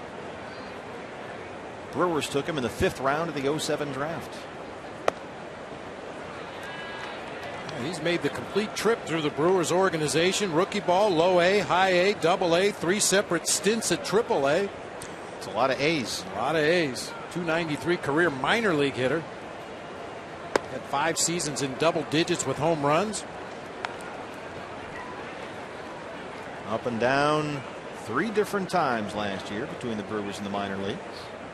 2-2. Just past Ed Cedar at 3rd. Ed Cedars, one of the biggest base coaches in the game. He's hard to miss down there. He's been doing it here for a long time.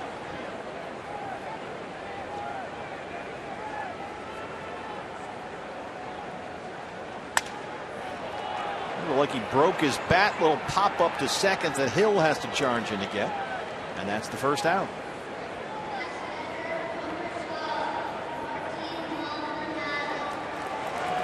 Brings up Martin Maldonado, the catcher. Jonathan Lucroy getting the night off tonight. And Maldonado, his first time up, hit a rocket high and deep and out of here to left field. His first of the year.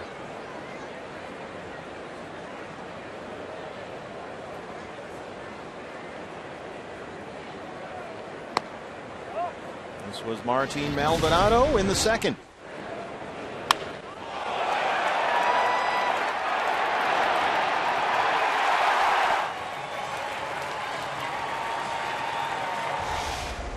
Saw the reaction from Mike on the mound. Not much doubt about that one.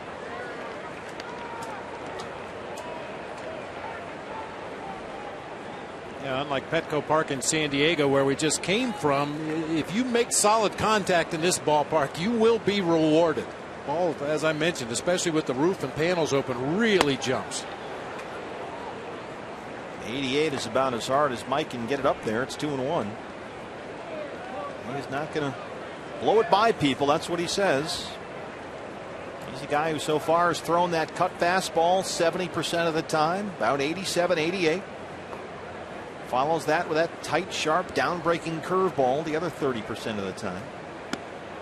That's a strike there, 2-2. And he says, very much like Bronson Arroyo, he's got to hit spots, make the ball move, use location, and use his off-speed stuff.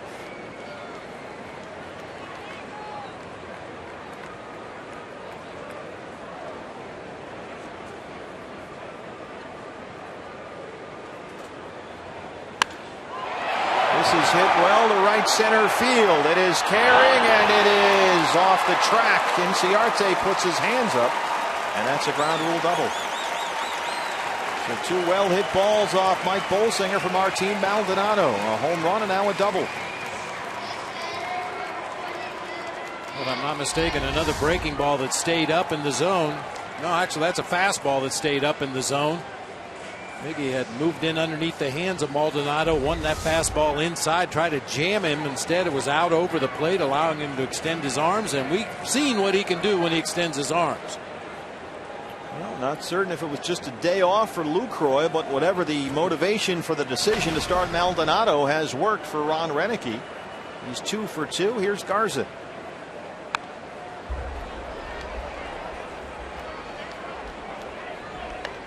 You know, somebody in that Brewers dugout is calling Jonathan Lucroy Wally Pipp right now. Yeah, sure. Wally Pipp, the guy that took himself out of the lineup with a headache, allowing a young man by the name of Lou Gehrig to take over. Well, we know the rest of that story. Show up for work. The 0-1.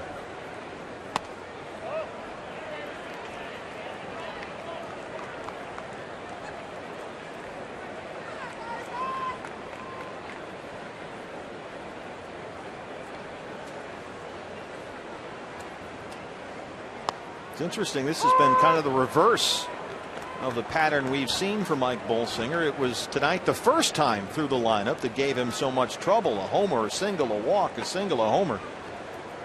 The second time through now, and everyone after Garza will have seen Bolsinger twice, it's been a little quieter. One walk, one single, a Maldonado double.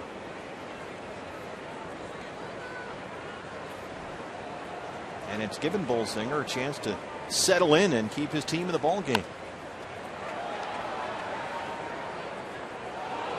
He might have tweaked something right there. He's been grabbing at the back of his left leg, his back pocket on that right side a couple of times in this inning.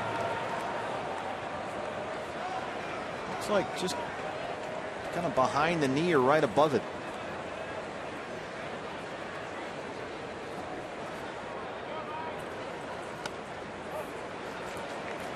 Yeah, he's not comfortable out there. There's something biting him. Something in the knee area. on that right leg.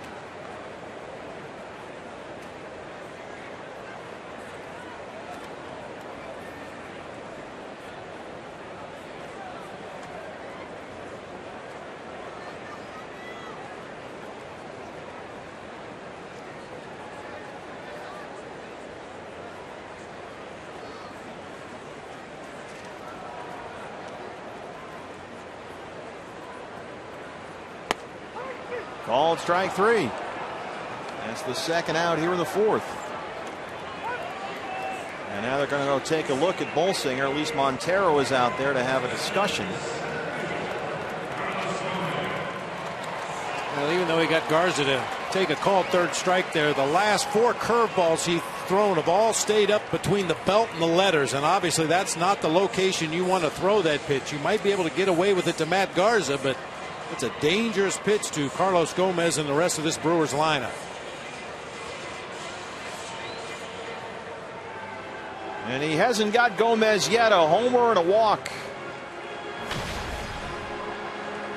In fact, Gomez homered to dead center field on the first pitch Bolsinger threw tonight. It was a rocket. His 8th of the year. Maldonado at second, 2 outs.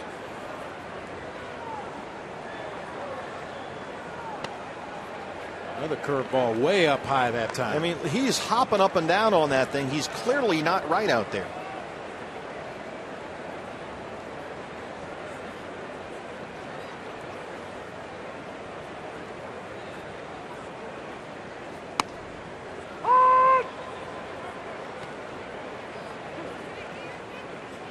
Watch the previous pitch. Watch after he throws the ball.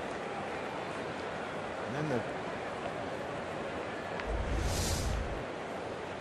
they don't want to speculate. That's out of play.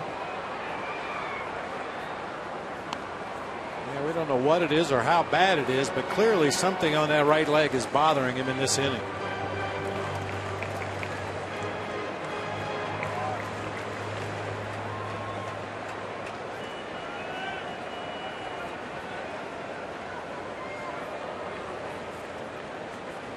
A ball and 2 strikes to Carlos Gomez.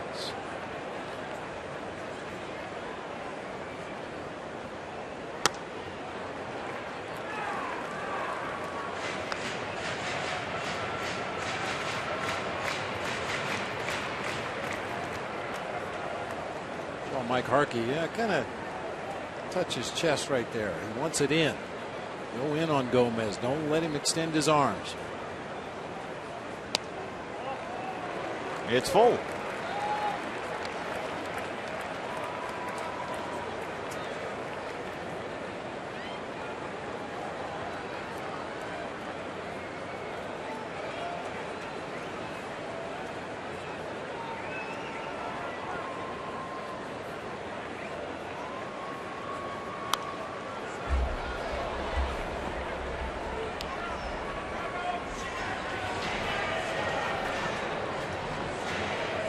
Gomez about fell down swinging at that pitch.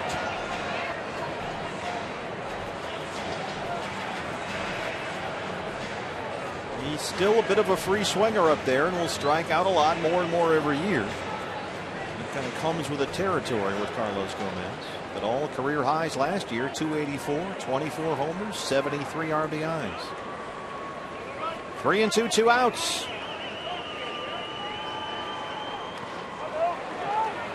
He did not go. Toby Basner says nope, and Gomez is aboard.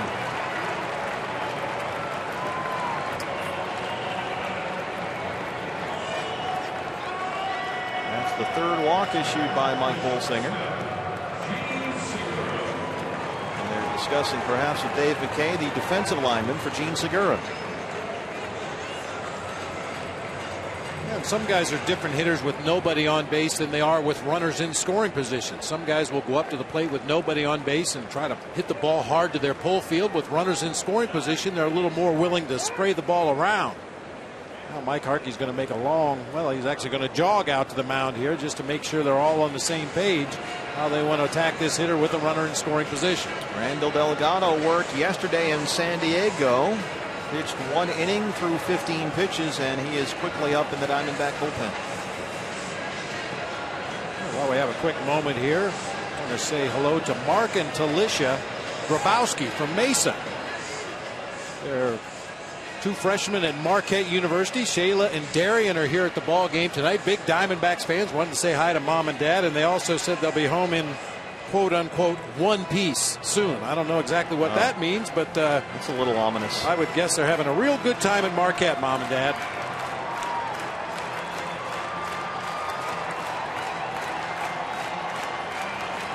Three in the fourth, 2 outs.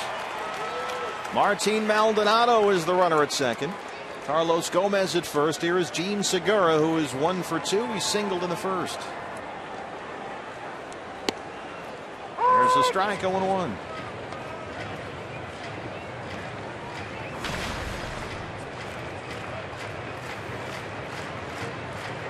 .245 for Segura. A big drop-off so far this year. When last season he had .294 and went to the All-Star game. You may remember Mike Bolsinger grounded out to start that top half of the 4th inning and was ruled out after a challenge. And after he ran that out, he's down there trying to stretch his legs out. We're not sure if that's exactly what's giving him the issue now, but trying to stretch that right hamstring. And been working on that leg this entire inning out there on the mound.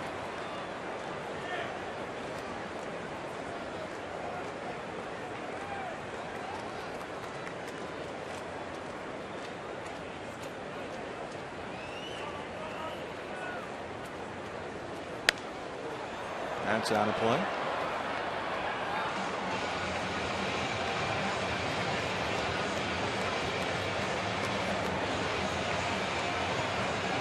Segura, another guy that falls into the WW category. He's only drawn 2 base on balls all season long.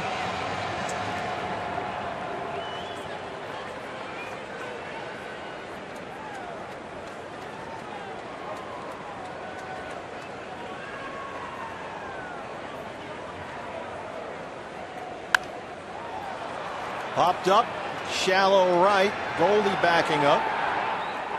And Bolsinger strands 2. We are through 4. It's 3-3 in Milwaukee. CenturyLink, your link to what's next. Miguel Montero leads off the 5th for the Diamondbacks.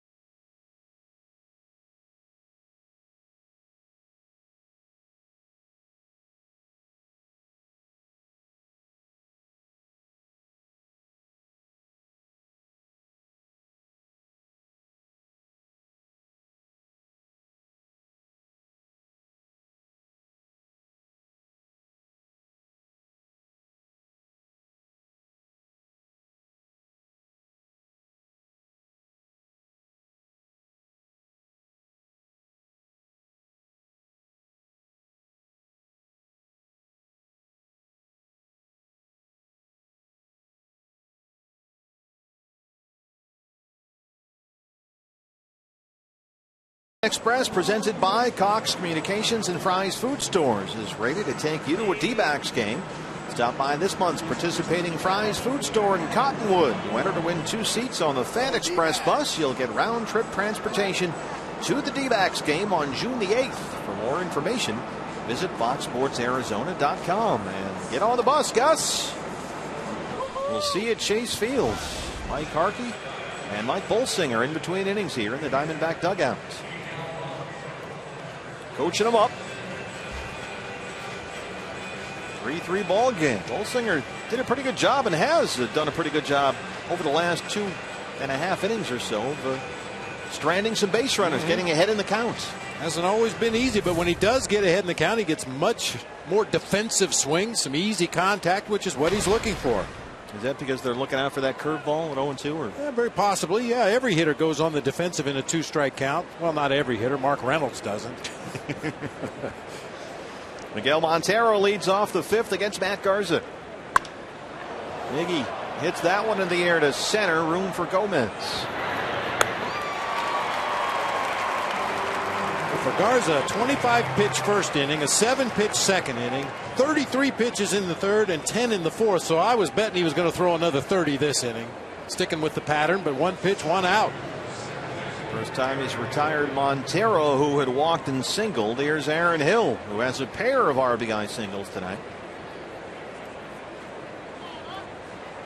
And he continues driving in the runs.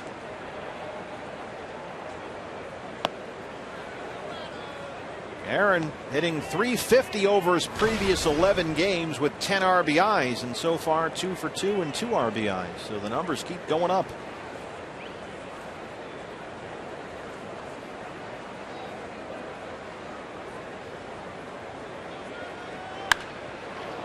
Hard to left. Davis. He won't get there. Cuts it off before it gets to the wall and holds Aaron Hill to his 3rd single of the ball game. He's 3 for 3.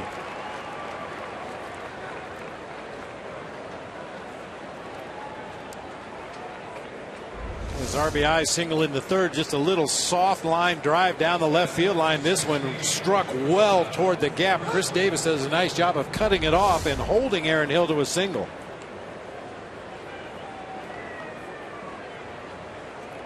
Brings up the National League Rookie of the Month for the month of April, Chris Owings, who has flied out and walked 0 for 1.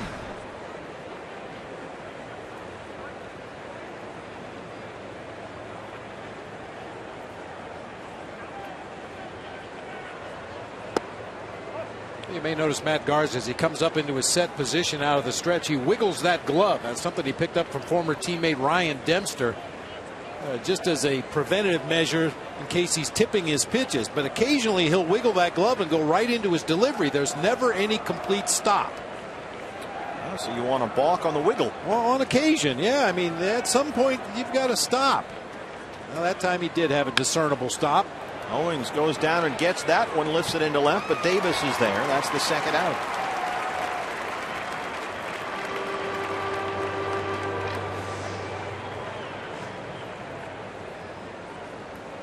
I mean, would that be considered an attempt to deceive the base runner, which is what the balk is supposed to be about? Not really, but it's in violation. You just want to be a nudge, no, right? I'm just saying, if it's in the rule book, you know, we're going to enforce some of them, but not others. You know, he's out there wiggling his glove, and then he lifts his leg before he ever stops moving.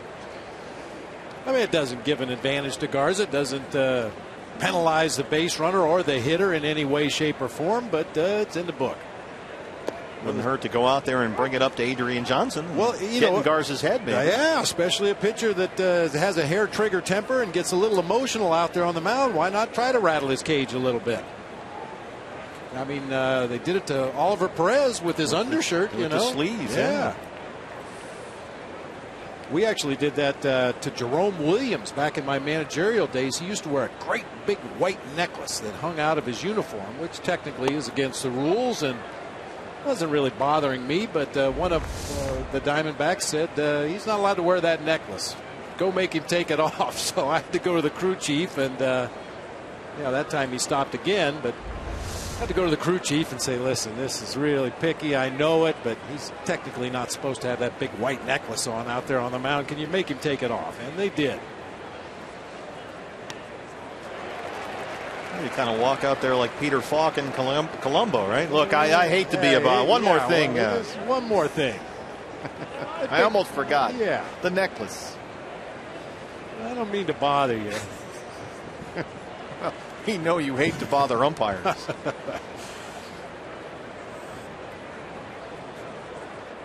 I would guess Oliver Perez has long sleeves on tonight. Down the line in right. We'll see if Kindle has room. It's into the seats.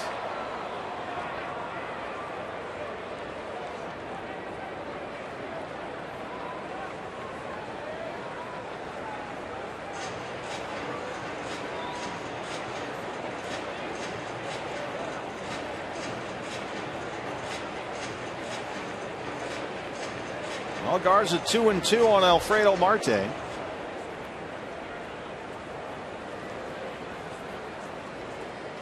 we've seen some all or nothing swings from Alfredo so far tonight. He has popped up and struck out. Gonna get a slider right here. Maldonado can't quite hang on.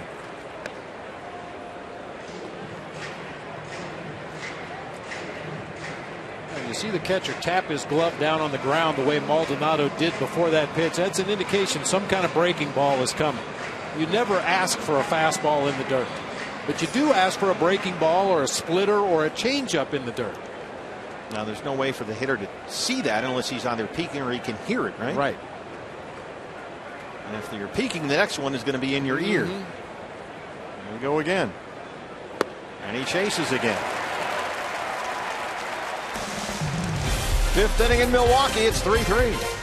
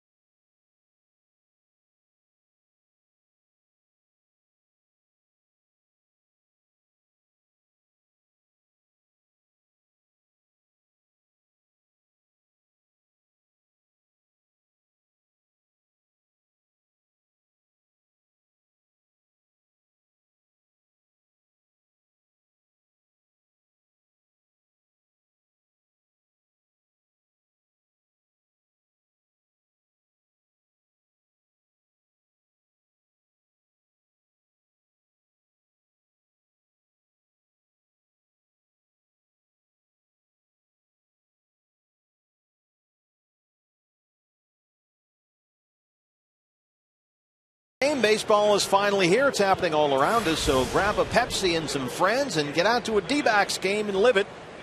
It's time to live for now. Pepsi, the official soft drink of the Arizona Diamondbacks. We back the D-backs. Pepsi on sale here at the ballpark, along with one or two other beverage items.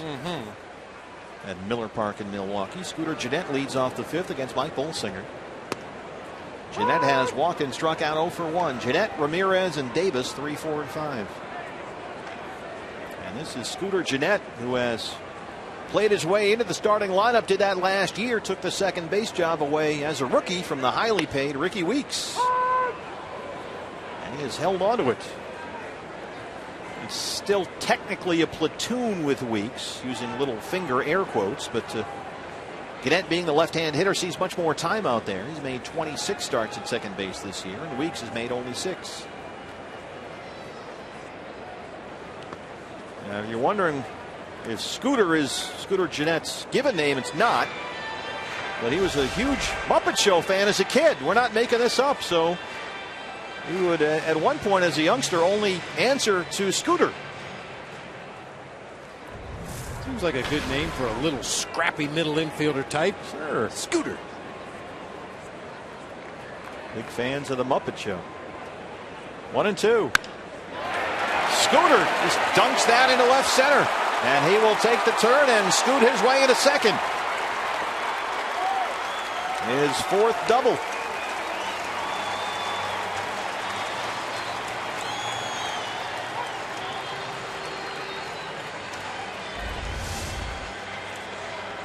Nice bit of hitting right there by Gennett. Just stayed on that ball and drove it toward the gap in left center field. We're told he's got good pull power. Hit a home run against the Reds the other day on a pitch middle in.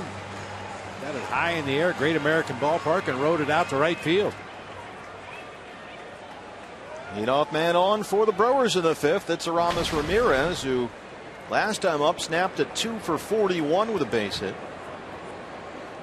Another guy you have to watch at first pitch. All over it. Backs up Inciarte. Jeanette tags and heads for third. 1 out.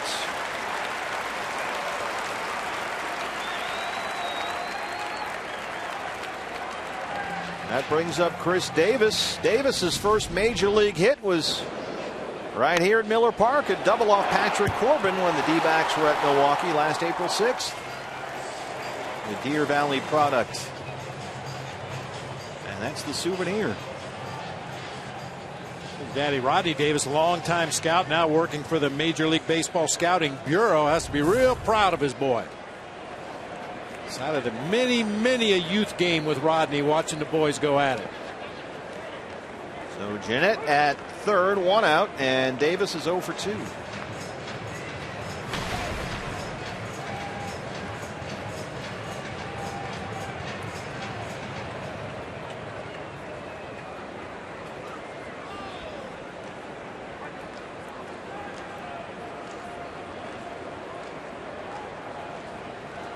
Davis had a double and a home run in Milwaukee's loss at Cincinnati yesterday.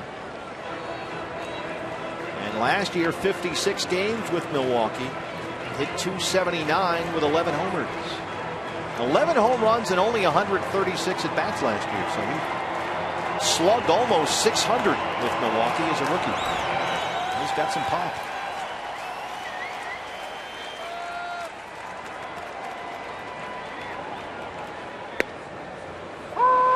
1-2. D-backs thinking about cutting down that run at the plate. Infield's creeping in.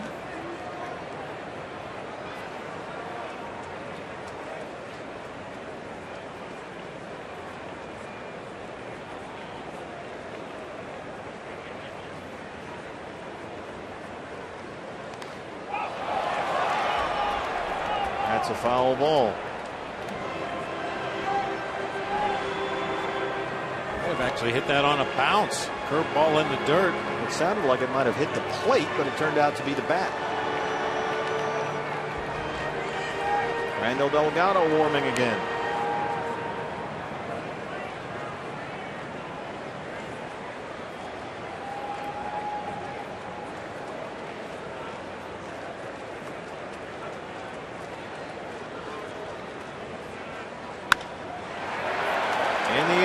Center, backs up Inciarte. Jeanette will tag, and the Brewers will take a 4-3 lead. Inciarte showing off the arm there a bit, but never really a threat to throw out Jeanette. We talk about defensive hitting. That was a nice piece of defensive hitting that time by Chris Davis. He was slightly fooled by that curveball, as you see Inciarte winding up. No reason to hit a cutoff man there. There's nobody else on base other than the runner at third base. But going back to Chris Davis, he was slightly fooled by that curveball, but kept his hands back long enough to get the ball in the air to center field and drive home a run. Mark Reynolds, first pitch swinging, broken bat, hits right into the shift, and that's the end of the inning. But the Brewers get a run. They take a 4-3 lead.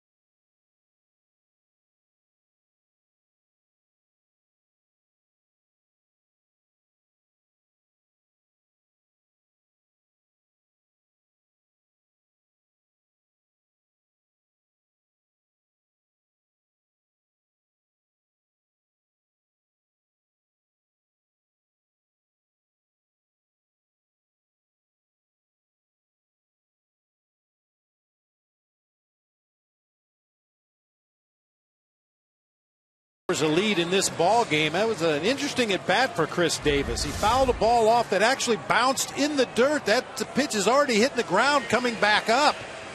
Fouled it to the backstop. You see Miguel Montero preparing to block what he thought was a curve in the dirt, and then the nice adjustment on the next swing. Let that curve ball get deep in the zone. His weight was out on his front foot, but he kept his hands back and was able to lift it in the air to center for the RBI. And that's the RBI. That's given the Brewers a 4-3 lead as we start the 6th. Matt Garza back out there. He'll work to Ender Inciarte to lead off the 6th. The pitcher spot is due up next for the Diamondbacks, and A.J. Pollock is in the on-deck circle. So that should be it for Mike Bolsinger. Inciarte 0 for 2. He struck out his last time up.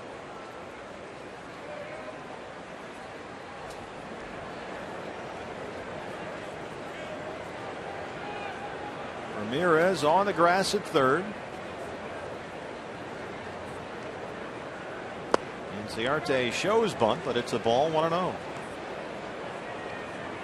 Mike Bolsinger's night ends right here. 4 earned on 7 hits in 5. He walked 3 and struck out 3. Gave up 2 home runs. Gomez, the first pitch Bolsinger threw tonight for a solo shot. Maldonado, a 2-run homer in the second. A little short hopper to second. Jeanette scoops it, throws it out.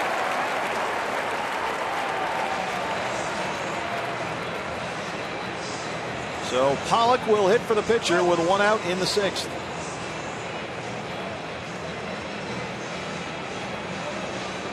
Well, whatever was bothering Mike Bolsinger in the back of that right leg the inning before didn't seem to bother him so much in that bottom half of the 5th. Even though he did give up a run, he didn't seem to be favoring that leg at all. Wasn't hopping around on the mound the way we saw him the inning before. Could possibly just be a cramp. Gotta hydrate. Gotta hydrate.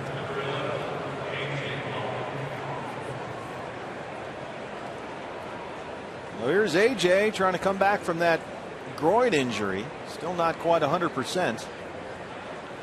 But he is healthy enough to be used as a pinch runner and tonight a pinch hitter.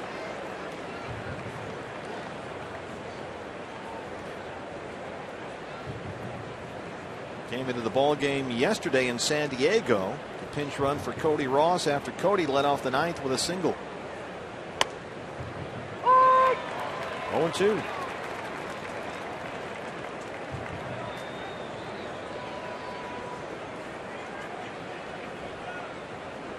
Isn't that the way it goes? You haven't played for a while. You haven't seen good live game pitching for a while. And get up there to pinch hit at bat, immediately fall behind 0-2.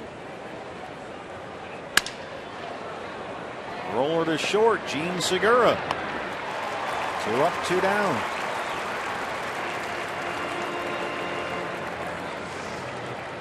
Scooter Gennett, he's going to be a big fan favorite here in Milwaukee. He'd be a big fan favorite wherever he happened to play. This is the glove-to-glove scoop on that ground ball by Ender Inciarte. He's got a little Jimmy Gantner in him. Speaking of Harvey's wall bangers. Gerardo Parra. 5 pitches, 2 outs for Garza in the 6th. Parra has singled and been hit by a pitch. He scored twice.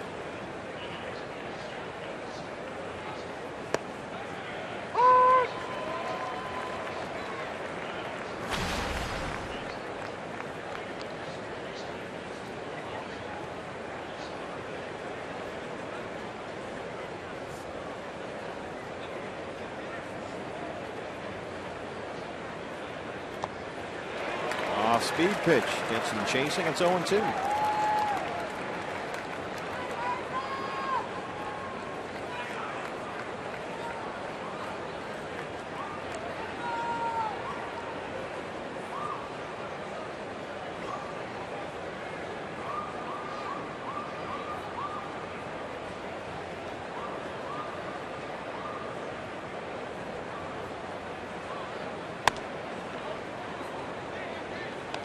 Shook off Maldonado there. Wanted the fastball up, but Parra laid off. You saw the high target from Maldonado that time. That's an indication it's going to be a fastball. We talked about you don't throw fastballs in the dirt. Well, you don't throw breaking balls up above the letters. At least not intentionally. Parra shoots that one down the left field line, and he will head for second base. Davis picks it up, and Gerardo Parra is in there with his 5th double and his second base hit tonight.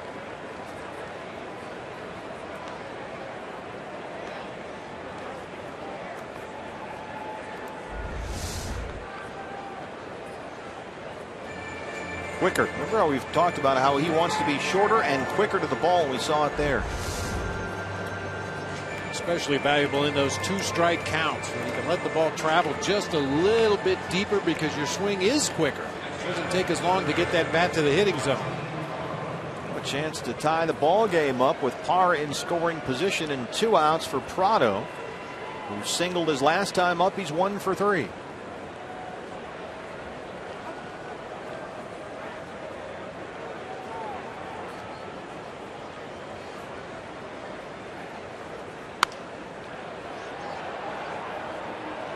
Another time he swung at the first pitch. Who is this guy? Who is this guy? What have you done with Martin Prado? 2 times in the ball game swung at the first pitch he's seen.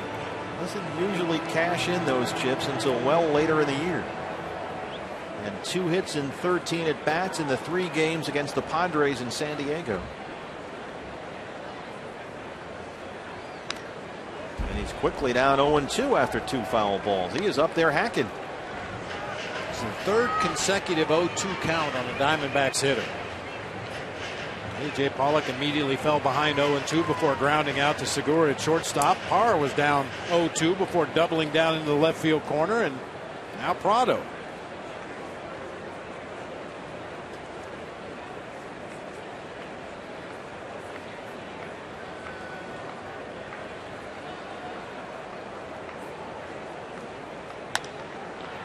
Missed that in the air to right center. Gindel coming over. Gomez cuts him off, and that's the inning. Carlos Gomez ranging well over from his center field position to step in front of Gindel and make the final out. Center fielder calling for it all the way, and they strand the 2-out double. Diamondbacks trail the Brewers 4-3.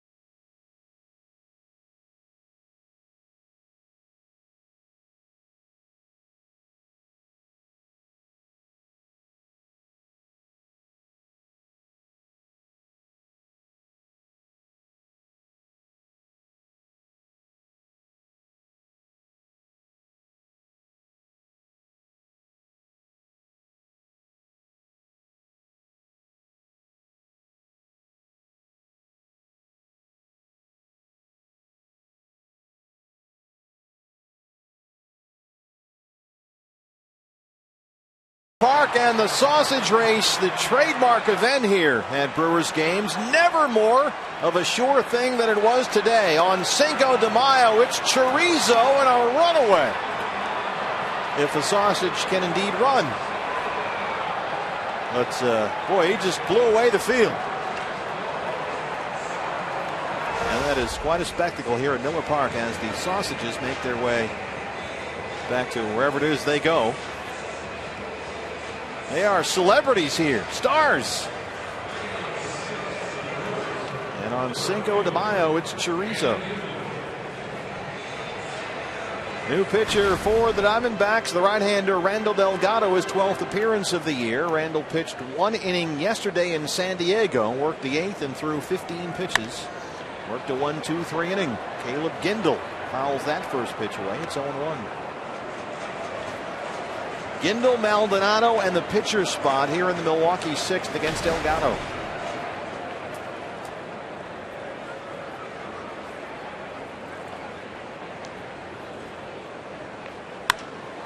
That's well hit to center field. Ender Inciarte, right in front of the wall at the edge of the track, has it for a loud out number 1.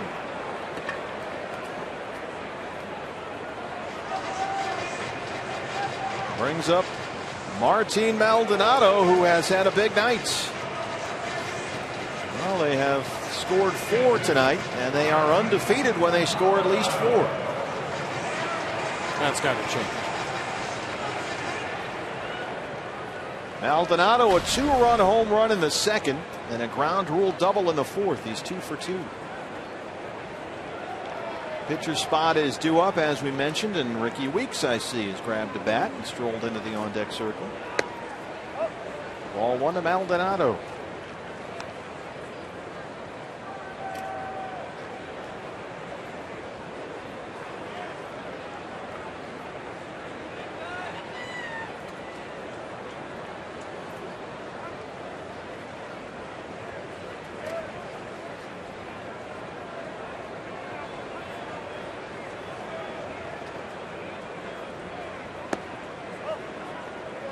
Delgado misses down and away there, and he's behind 2-0. Diamondbacks scored first in the 1st inning. An RBI single by Aaron Hill. Brewers answered with 1 in the 1st. Gomez hit Mike Bolsinger's first pitch of the ball game out to straightaway center for a homer to tie it. And then Milwaukee added 2 in the 2nd inning on Maldonado's 2-run shot. Diamondbacks got 2 in the 3rd. RBI singles by Montero and Hill. And Chris Davis' sac fly in the bottom of the 5th has made it 4-3 Brewers.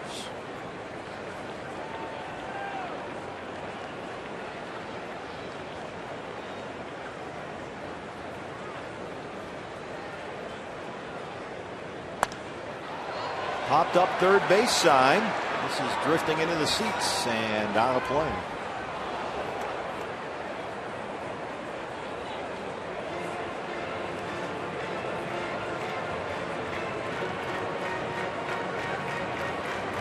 Martin Maldonado, born in Puerto Rico, went to high school there. The Angels took him as a 27th round pick in the 2004 draft. He was released less than 3 years later, picked up by Milwaukee, and he's found a home in the Brewers organization. 3-2. Ball 4. And now Ricky Weeks will hit for the pitcher. So that's it for Matt Garza. Will Smith, the left-hander, warms up for Milwaukee. For Ricky Weeks, 33 at-bats on the season. 13 of those have come as a pinch hitter. You mentioned kind of a quasi-platoon at second base, but with Scooter Gennett picking up more of the slack offensively, Ricky Weeks has really found his playing time cut down. He hit just .209 last year. This year he's at .212 and struggling to get some at-bats. He started only 6 games all year. And last season he really played his way out of the job. Hit only .209, 10 homers. This is after 3 straight seasons with more than 20 homers. Yeah, this is a guy you could almost book it. He was going to hit between 15 and 20 homers, between 20 and 30 doubles a year, drive in 60 or 70 runs, steal 20 or 25, but injuries just started to take their toll. Both wrists have had serious injuries, a horrific broken ankle.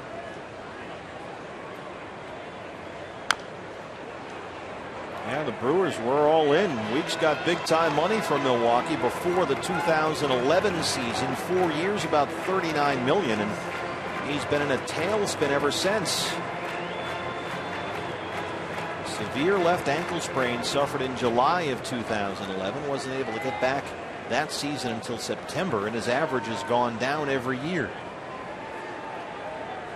The ankle injury really created a timing issue when he was up there with that signature toe tap. You see it right there. And the toe tap just wasn't working right when he came back from the ankle injury. That created lower half misfiring issues, and he just has not been the same player since before that ankle injury. Look at those numbers go down every year. And this is a guy who was the 2nd overall pick in the 03 draft, right behind Delman Young. Played collegiately at Southern. 2-1.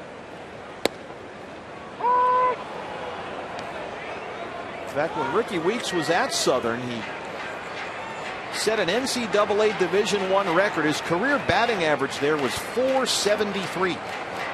It's a pretty good career. Twice led the nation in hitting.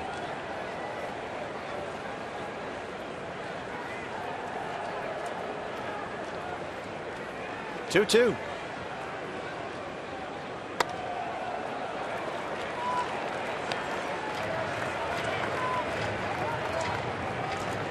Delgado got allowed out #1 from Gindel on the fly ball to center. Walk Maldonado, and now he's gone full on Weeks.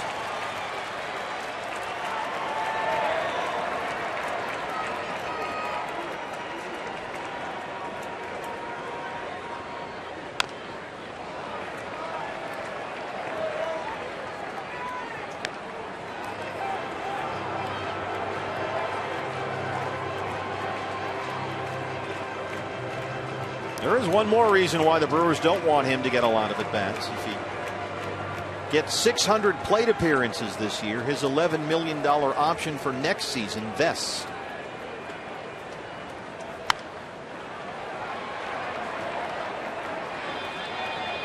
There's 11 million reasons why not to get him 600 plate appearances.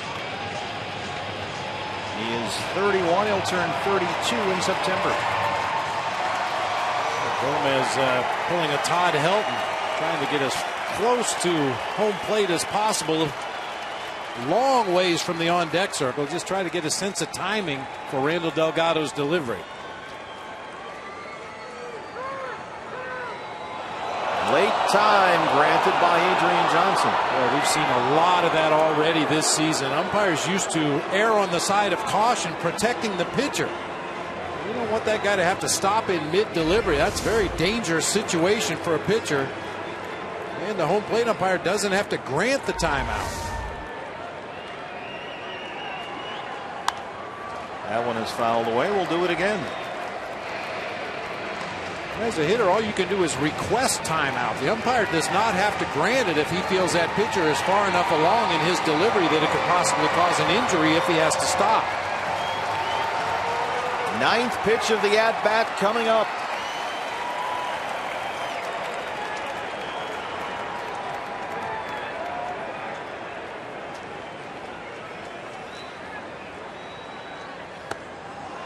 Ball 4, back-to-back walks issued by Randall Delgado. And that brings up the top of the order, Carlos Gomez. You can hear Adrian Johnson grant that late timeout here.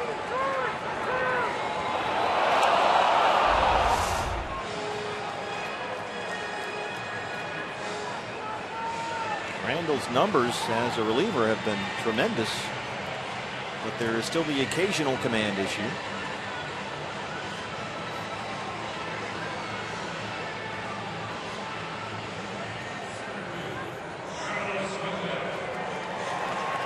So now 2 on, 1 out for Carlos Gomez. He homered in the first and he has walked twice.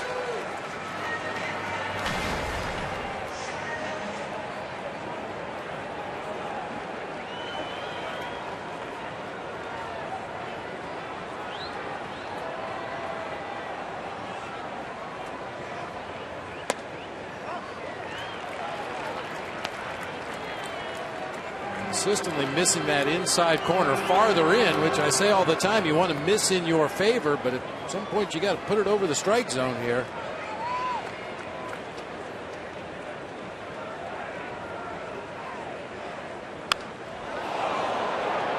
Gauza. Strike 1.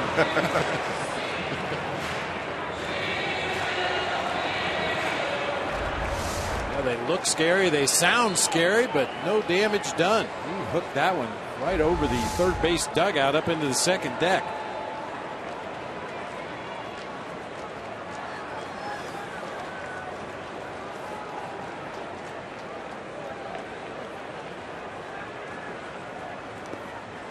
That one kicks away from Miguel Montero, and the runners advance.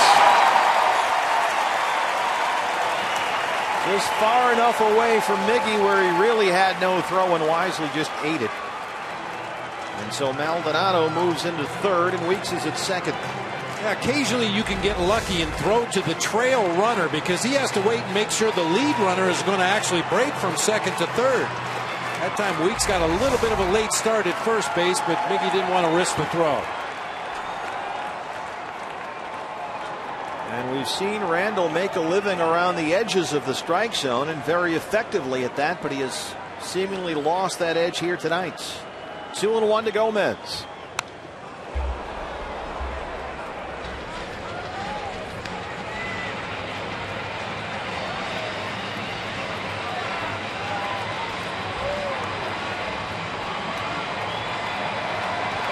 Gomez well above league average in delivering that run from third.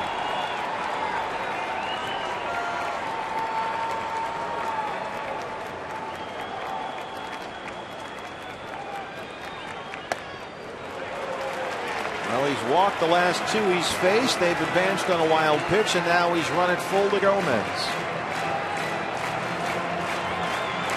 Gene Segura is the on-deck hitter.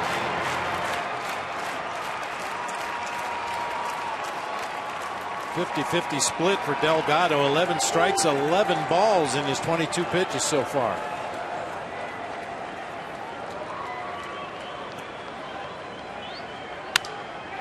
Little flare into right, it drops in. Maldonado scores. Here comes Weeks. Parra throws to first, and the Brewers take a 6-3 lead.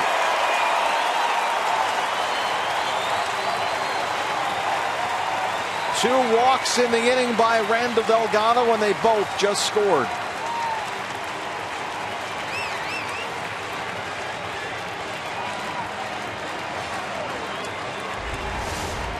We've seen some harder hit balls in this game by Gomez, including the foul ball earlier in this at bat, but this time just a little floater out into right. Parra couldn't find the handle to attempt to throw out at home plate. I'm not sure what happened there with Aaron Hill.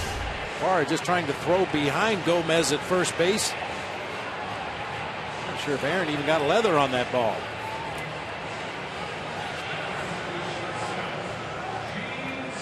Brings up Gene Segura. 1 for 3, a single in the first.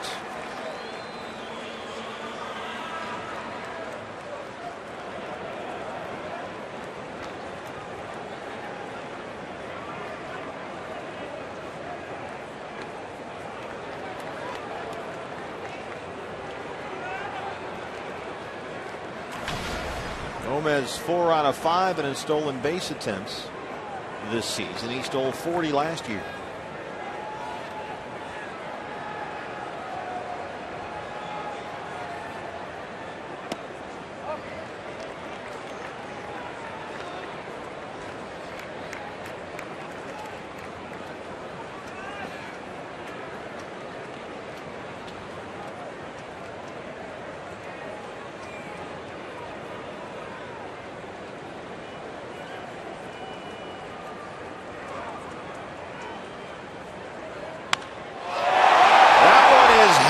To left and gone. Gene Segura, his second home run of the year, and quickly it's 8-3 Milwaukee.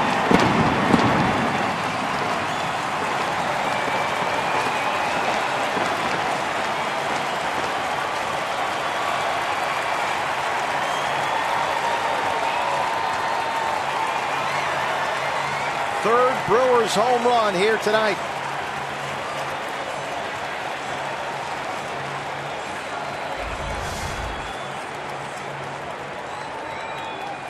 Big swings from the Brewers hitters in this ball game tonight. 3 of them resulting in home runs, but a lot of big hacks. Still only 1 out in the inning. Here's Jeanette, who doubled his last time.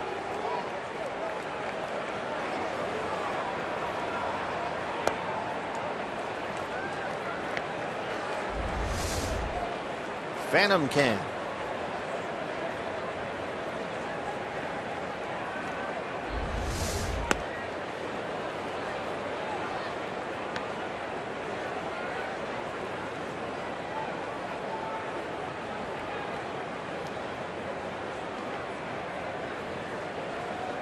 Gomez homered in the first, Maldonado in the second, and now Segura in the sixth.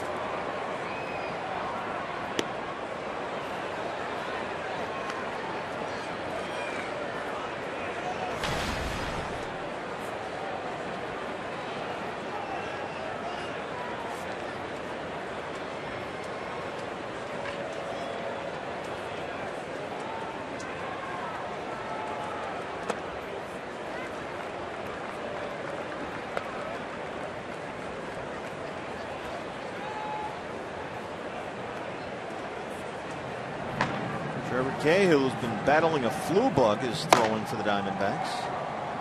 He's been very ill for most of this road trip. That's out of play.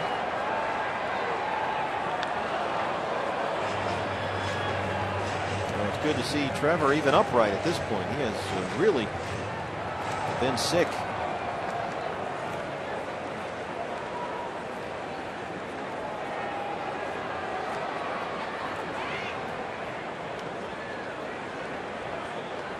Another 3-2 count from Randall Delgado.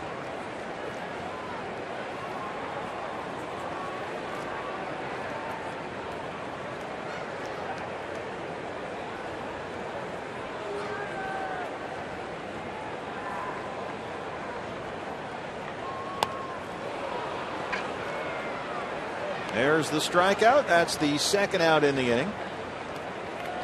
Jeanette thought it was out number 3. Kind of slammed his bat back toward the on-deck circle. Looked like he was ready to head out to his position at second base, and then realized it's only the second out of the inning. Oops.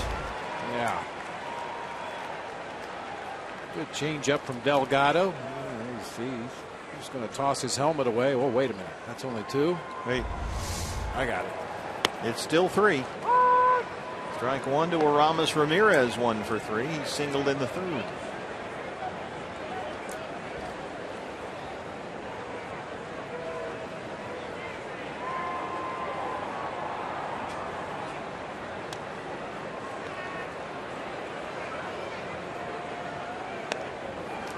Caleb Gendel led off the inning with a deep fly ball to center that Inciarte tracked down for the first out. Then a walk to Maldonado, a walk to Weeks, a 2-run single by Gomez, and a 2-run homer by Segura.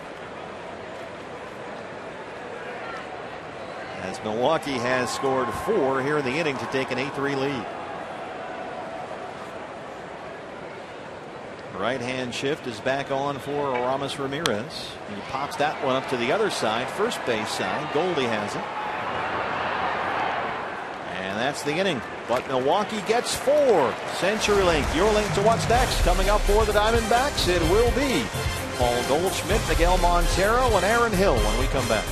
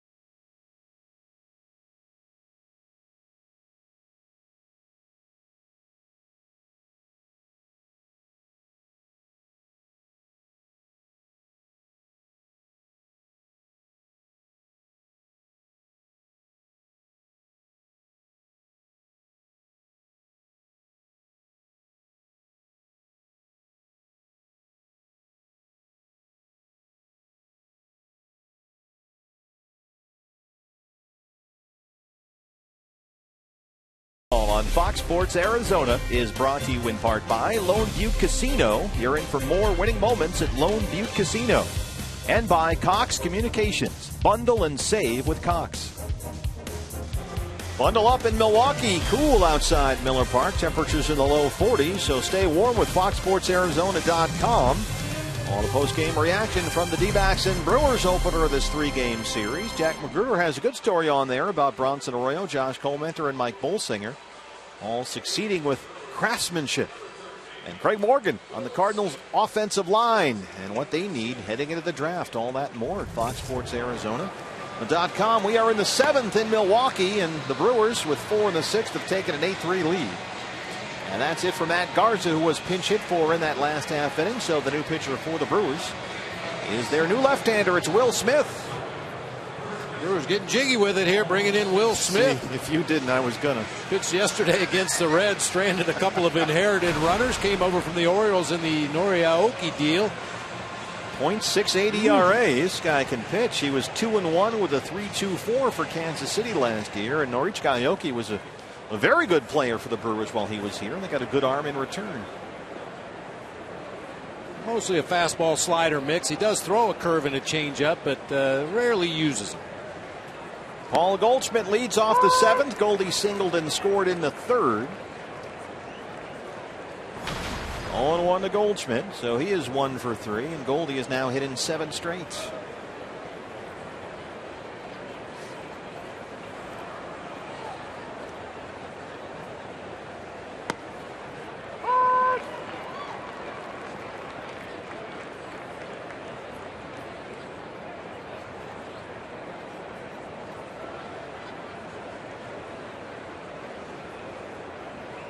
Oh, 2.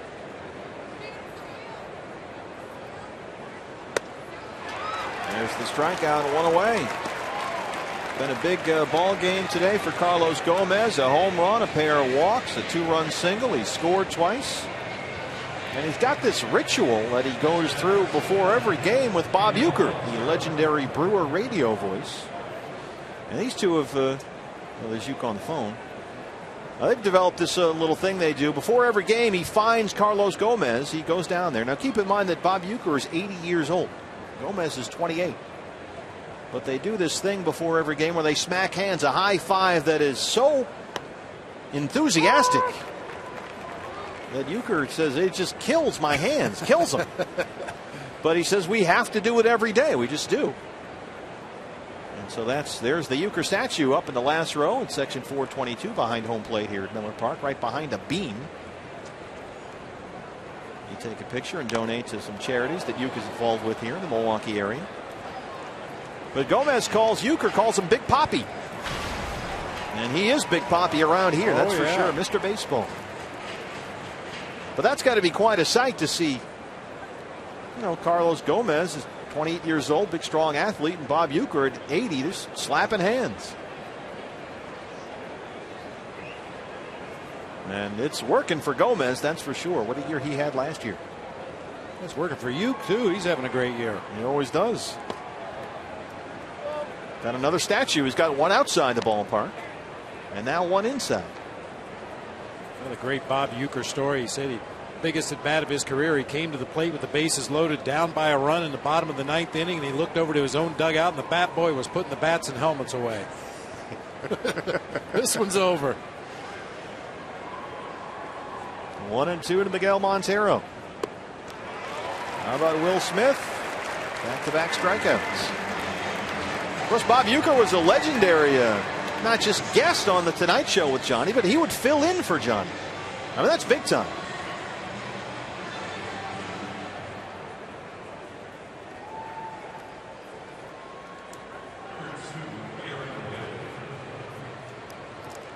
Aaron Hill is 3 for 3 with 3 singles. He has driven in 2.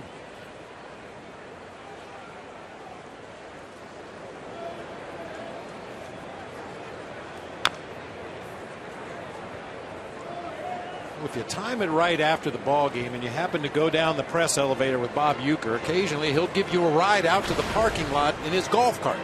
He's got a golf cart. He's got that driver and a golf cart that picks him up right down in that tunnel and takes him out to the parking lot every night. So he's not only does he have a cart, he has a guy that drives the cart. Yeah. That's big league right there. Have you been on a cart? Oh yeah. Okay.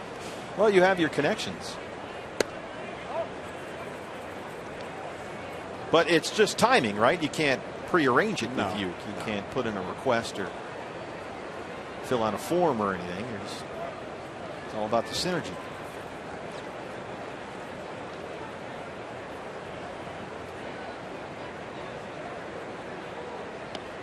You are famous for your ballpark exits. I remember when you took myself and our highly unreliable staff member in the booth out the Harry Carey route out the back way at Wrigley. Yeah. A lot of people don't realize there is an elevator at Wrigley Field, and it was put in to accommodate Harry. And, of course, some of the handicapped fans that come out to Wrigley Field and needed a way to get up to the upper deck. It's way down the left field line, kind of tucked around the corner, back behind the concession stands.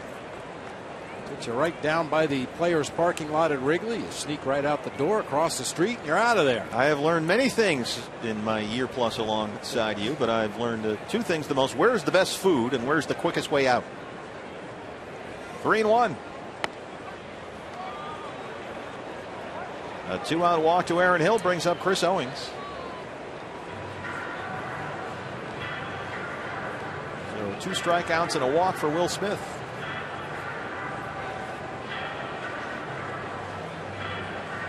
Owings 0 for 2. He walked in the 3rd.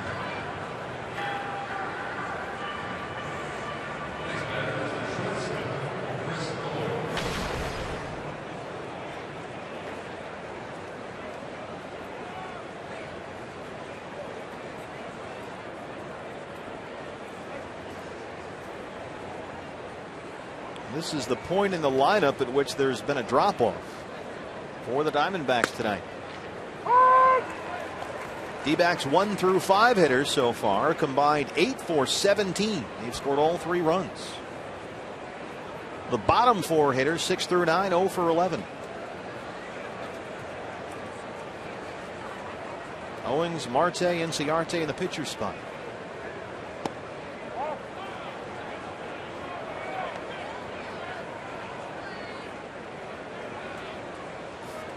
And it's rare these days that you hold Chris Owings hitless. National League Rookie of the Month for April. Over his last 17 games, Chris is hitting .345.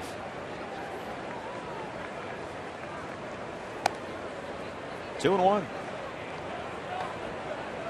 Like a lot of lefties that we describe as herky-jerky, show you a lot of elbows and kneecaps and things flying all over the place. Smith is very smooth out there on the mound, kind of sneaky quick with his fastball. We've seen it anywhere from 88 to 92 here in the ball game today.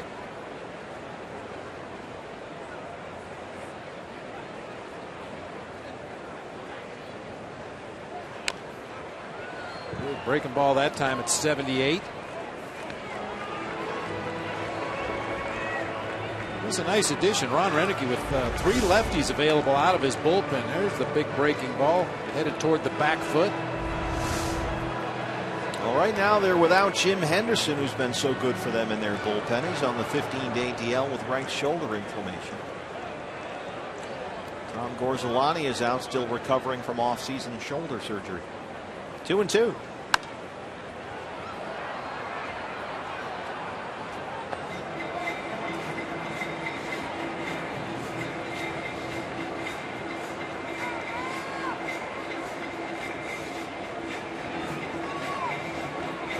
Brewers came in holding a 5-game lead atop the National League Central. That is the largest margin of any division leader in baseball. 21-11 on the year, the best record in the major leagues. It's so tough to keep that breaking ball fair. Not only is it moving in on the right-handed hitter, it's moving down. If you make contact more often than not, you're going to pull it foul or foul it off your own front leg.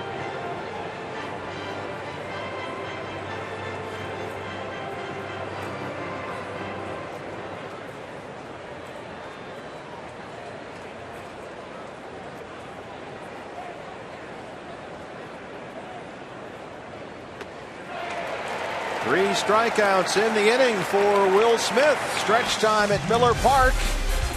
home of Mr. Baseball, Bob Uecker. It's 8-3 Brewers.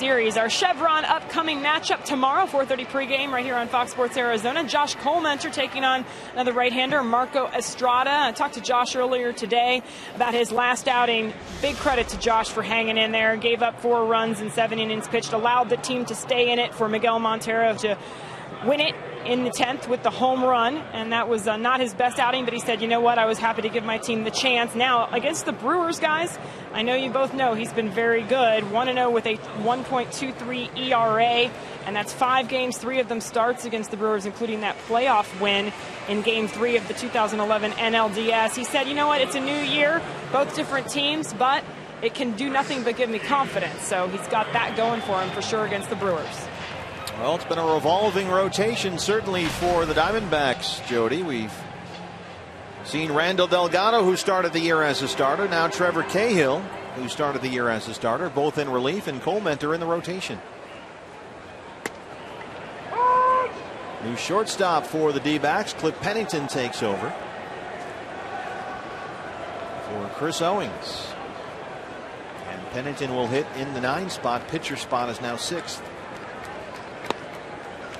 This is a double switch in order to get multiple innings out of Cahill. That's why you want to do it in this situation. Pitcher spot due up 3rd, or was due up 3rd in the 8th inning, and ideally Trevor Cahill cruises through the rest of this ball game. You don't have to use another relief pitcher, and you don't need a pinch hitter for that 9 spot.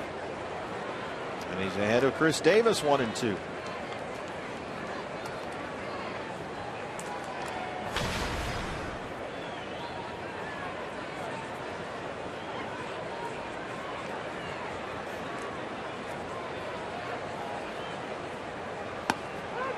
Called strike 3. Good start for Trevor Cahill. Brings up former D-back Mark Reynolds. 9 strikeouts. Oops, I'm on the wrong page. Never mind. Never mind. Mark Reynolds singled and scored in the second, 1 for 3.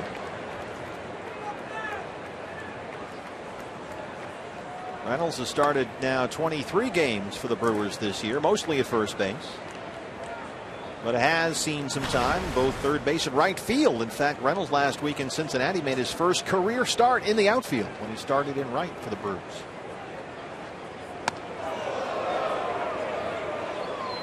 Last season split time between the Indians and the Yankees in the American League. Hit .220 with 21 homers.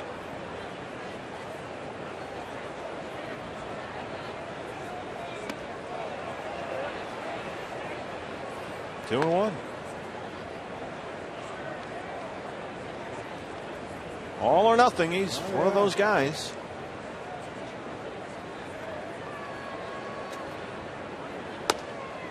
First 4 years of his big league career with the D-backs, hit .242 and hit 121 homers, including 44 in 09 and 32 the following season, all while leading the league in strikeouts for 3 straight years.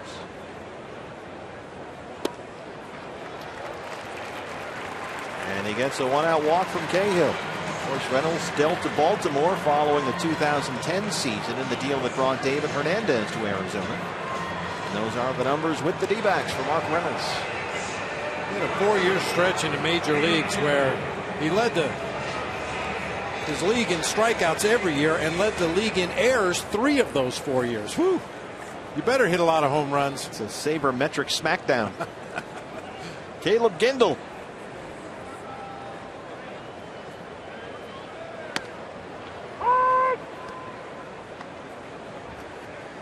Gindel is 0 for 3.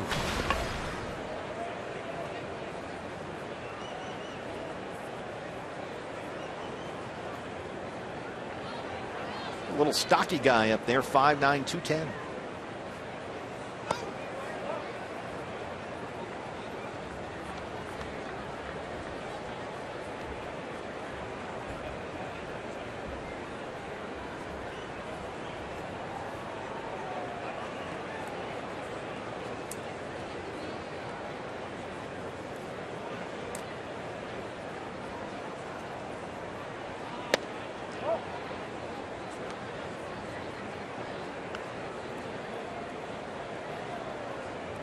Mentioned Gindel was from Pace High School in Pensacola, Florida. That's Buck Showalter territory. The Pace High School had a big rivalry there in the Florida Panhandle with the Century Blackcats. Century Blackcats used to have, back in the day, used to have a really speedy wishbone quarterback. Guy, more number 1, he'd run that wishbone, a lot of speed. Could really run out there. Buck Showalter. Buck used to run the wishbone for those Century Blackcats. Their games against Pace High School. 2-2. I've seen the films. They were in black and white, but I've seen them. Grainy black and white films, yeah. Newsreel footage with that 1920s music underneath. Now we go to high school. 3-2. 2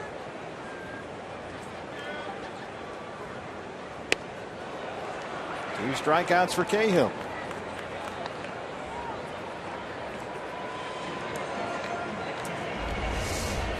Phantom cam once again, this time on the Martin Maldonado homer earlier in the ball game.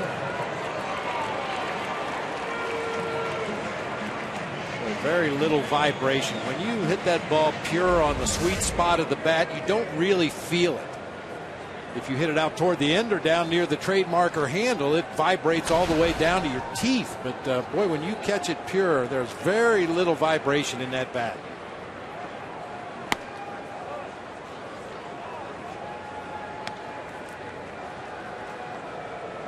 Another former Diamondback makes an appearance. Lyle Overbay in the on-deck circle. Pitcher spot is due up next.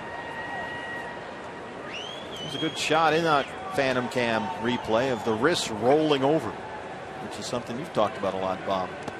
The old rollover. On a good swing, your wrists don't roll over till well after contact. The top hand will actually be underneath as you make contact, and then the wrist roll after contact is made. Unless you get fooled badly by a pitch, and sometimes it gets a little funky. Look at the right hand underneath the bat, and then after contact, you'll see that right wrist roll over on top of the left one. If you have it long enough, right there, you see the wrist finally start to roll well after contact. Oftentimes that happens before contact, and then you get the little ground ball. 2-1.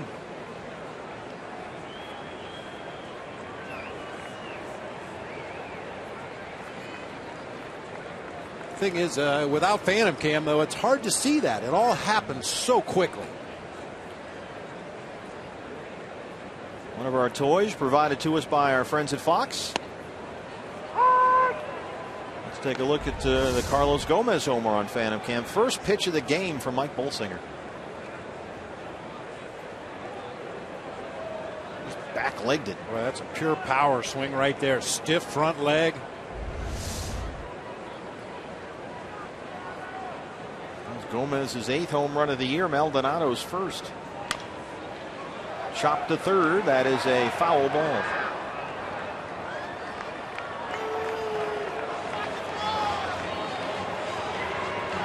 Martin Prado did the right thing. You don't really have the luxury of waiting around to hear what the call is going to be. Just field it and get it across the infield as quickly as possible and let the umpire worry about it.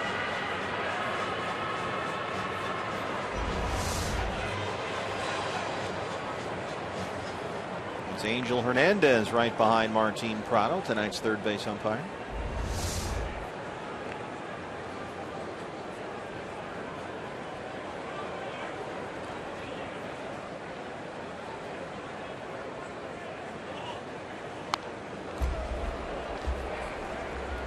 Martin Maldonado is having himself a pretty good night. The 2-run homer, a double. He walked and scored his last time up, and he's in a battle with Cahill.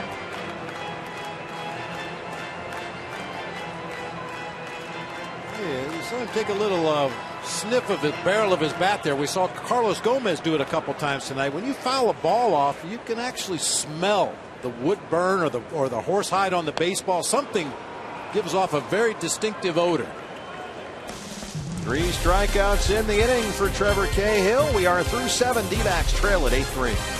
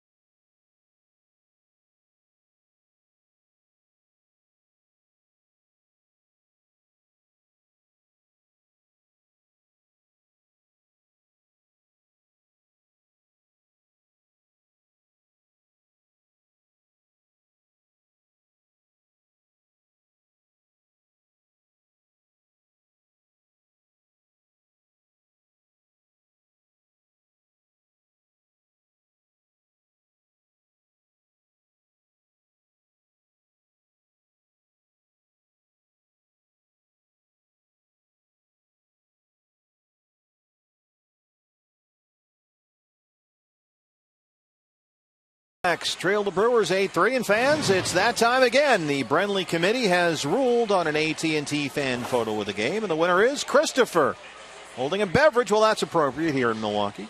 I see what you did there. That's a salute to Wade Miley, who's apparently been on a deserted island for years. Don't forget, fans, tweet us your fan photo. Use the hashtag AZFanPhoto for your chance to have your picture shown in an upcoming game broadcast brought to you by AT&T. New pitcher for the Brewers for the 7th time this year. It's the right-hander, Rob Wooten.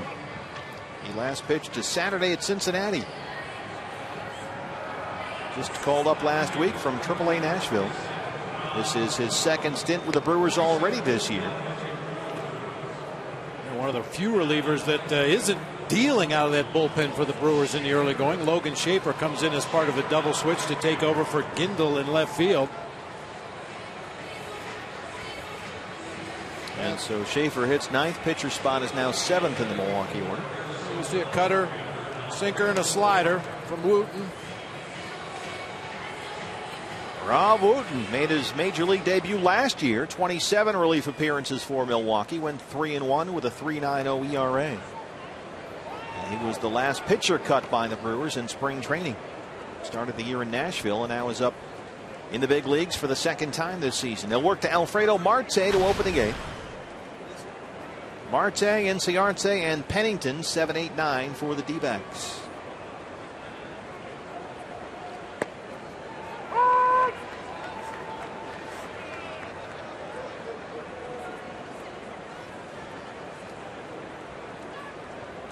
Marte 0 for 3. He has struck out twice.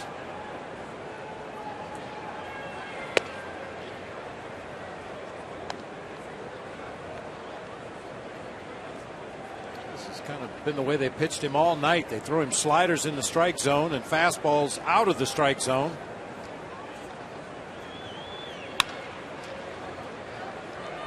Segura, backhand, long throw in time. He's a player.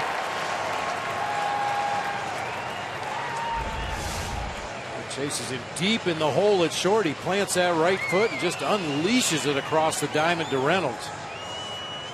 Big arm from shortstop.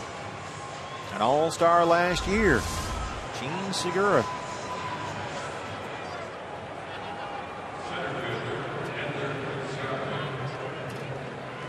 Here is Enter Inciarte, 0 for 3. He has struck out and twice grounded out.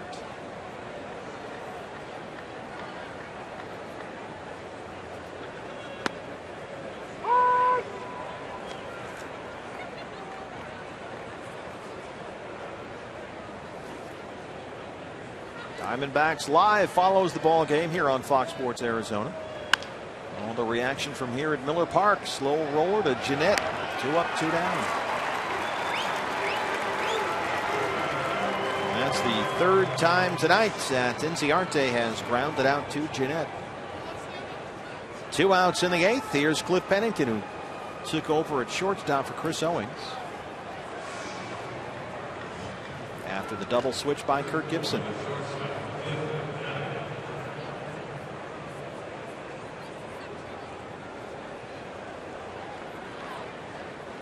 You missed the sausage race, by the way. I heard who won. You got the. That was a no-brainer lock, man. Yeah. I mean, it's Cinco de Mayo. Chorizo wins that in a runaway. Should have known better. I just didn't think ahead. I noticed you and Leo Gilmartin were having a friendly discussion about who might win the sausage race. You were warned. For entertainment purposes only, please no wagering. Well, I didn't take that advice. Nothing's more entertaining than a bunch of guys in cased meats outfits running around a baseball field. I know guys that have done that. You can weasel your way into that thing if you know the right people. And I believe it's on Sunday games here at Miller Park. They not only race the big cased meats, but they have the little weenies. They have the little miniatures that they run a relay race, and the miniatures get to finish the race. And those are usually players' kids. They drag them out of the kids' room, babysitting room, down underneath the tunnel there, and bring them out here, put them in the suits, and let them run the final leg of the relay race. And they go on to great careers as mascots. Start them young. I'm told that Mark Grace ran in the sausage race one time and won. Something his big head just can't seem to do at Chase Field.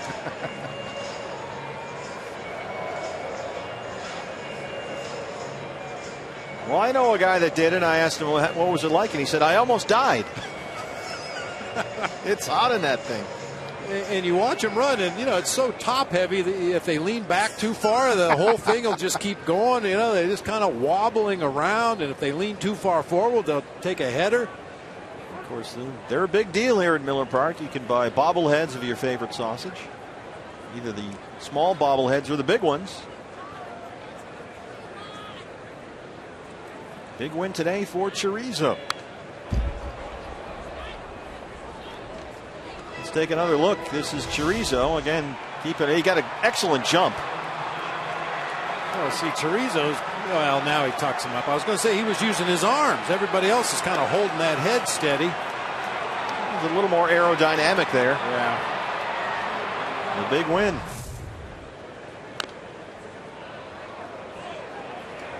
They were the first ones, I believe, that started the whole mascot racing craze.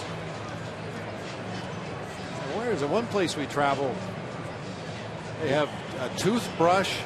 Oh, that's Colorado. Floss. Yeah, that's sponsored by a dental outfit, and their a thing of floss races a toothbrush and a tube of toothpaste. Not quite as sexy as the sausages, but of course in Washington they have the presidents. Yeah. That was great, and then Teddy Roosevelt never won for years and years and years, and finally won one. And then once he did, they added William Howard Taft. Now that's a 5-man operation. 9th pitch of the at-bat is ball 4. So Pennington works a 2-out walk, brings up Gerardo Parra.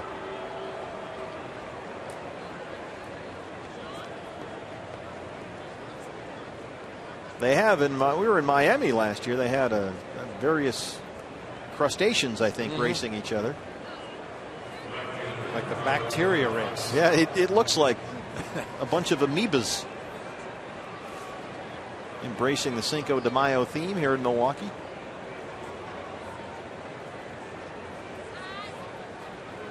Good to see Gerardo Parra able to stay in this ball game after getting hit by a pitch on that right foot back in the 3rd inning. It looked very bad at the time. He limped around, eventually came around to score. Been on base 3 times tonight. A single, hit by a pitch, a double. He scored twice. It's good to see him being able to walk. Looked like it hurt quite a bit. He's had a rough trip here. That's to center field. Gomez. Home half of the 8th coming up in Milwaukee. Diamondbacks trail the Brewers 8-3.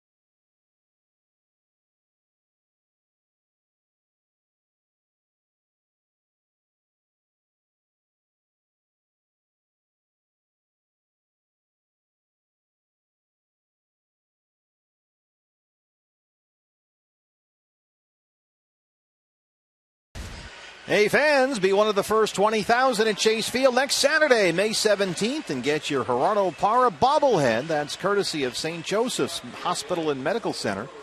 And get the most bang for your buck. Make it a D-backs value pack. That includes a bleacher ticket, a hot dog or a Subway sandwich, regular size Pepsi, and a free cookie, all for only $21. For more information, visit dbacks.com/value. So the Gerardo Parra bobblehead is coming up. That's May 17th against the Dodgers. Parra, by the way, turns 27 years old tomorrow. He's got a birthday coming up. Wonder if he'll get any Gerardo Parra bobbleheads. An advanced copy. Sure he will. Logan Schaefer batting in the 9th spot for the Brewers. He took over in right field for Caleb Gindel. Leads it off in the 8th against Trevor Cahill. Cahill 3 strikeouts and a walk in the 7th. So he's back out there for his 2nd inning.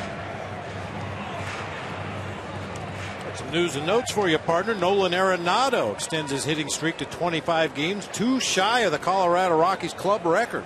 Boy, that kid is a player. Yeah. He's a player. Tigers won their 6th straight tonight. Max Scherzer went 8 strong innings, gave up 3 hits, punched out 9. How are the Giants doing? The Giants may never lose again. They're rolling. Well, they lose one of their starting pitchers, however. Matt Cain going on the DL with a sandwich injury. Cut his finger making a sandwich at the ballpark. Had to go on the disabled list. I saw the Reds lost Jay Bruce for a month. He had knee surgery. Yep. Now the Giants are. It's the first time really this year that one team in the NL West has picked up a bit of ground on the rest of the pack. Giants have, I think, won 5 in a row and 9 of 10. And they opened up the day, well, 10.5 ahead of the D-backs. Got a little bit of a margin over the Dodgers and the Rockies.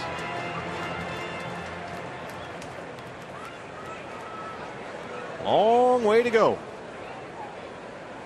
Schaefer's been out. He was injured with a right hamstring strain, just activated from the DL on Friday. Giants are tied 10-10 in the 10th. Pitching duel. Yeah. At Pittsburgh. Who started? Do they even remember? Let's see if we can find out here. He's got so many devices over there. Mission control. Matt Cain was supposed to start that game. Yusmeiro Petit, I believe, took the ball instead of Matt Cain tonight. Got banged around a little bit in his 4 innings of work. So that's a pretty expensive sandwich for the Giants. They lose a pitcher and maybe a ball game. 3-2 on Schaefer to open the 8th.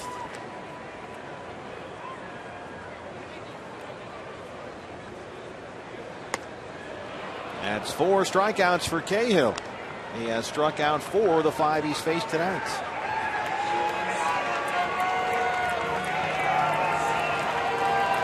Here's Gomez.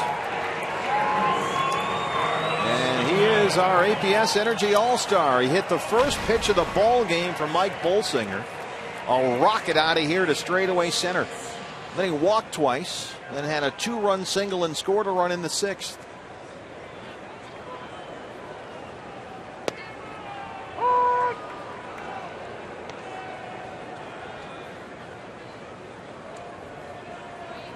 Gomez was with the Mets and then the Twins. They would tell him he needed to be a slap hitter.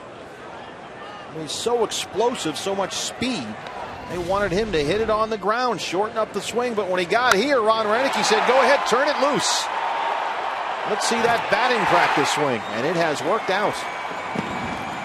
Gomez's slugging percentage, his homers, and his RBI numbers have gone up every year he's been here in Milwaukee.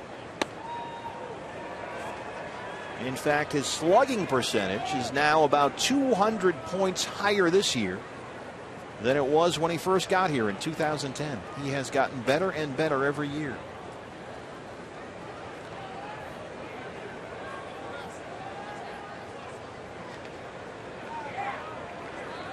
And he's made the Brewers' faith in him pay off. Remember, this guy was erratic, to put it kindly, earlier in his career. He was a frustrating player to watch, oftentimes, when he was in Minnesota. And then the Brewers sent J.J. Hardy to the Twins for Gomez after the 2009 season. And they gambled that he would finally mature and figure it out. And use all that ability, and it's paid off for Milwaukee. And last March, they committed a 3-year, $24 million deal that just kicked in this season. And he paid them back big time. Last year, an All-Star, a Gold Glove winner, top 10 in the MVP voting. Looks like a scene from The Godfather. Never go against the family. Well, before tonight, the Diamondbacks pitching staff had done a nice job against opposing leadoff batters. Charlie Blackmon, Everest Cabrera, and Chris DeNorfia, 3 for 25 combined in the last 6 games the Diamondbacks played. But Gomez has been a thorn in the side tonight. That's his 3rd base on balls. So Cahill has either walked or struck out every batter he's faced tonight.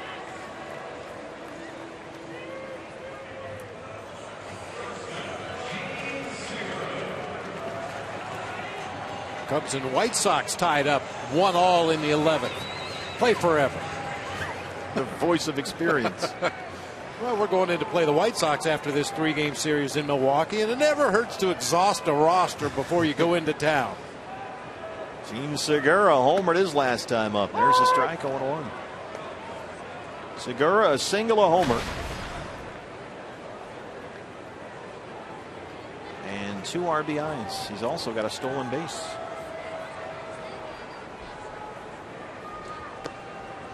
Jeff Samardzija went 9 in that game for the Cubs, gave up 1 run. Comes away with a no decision. They're going to get a lot of calls in July.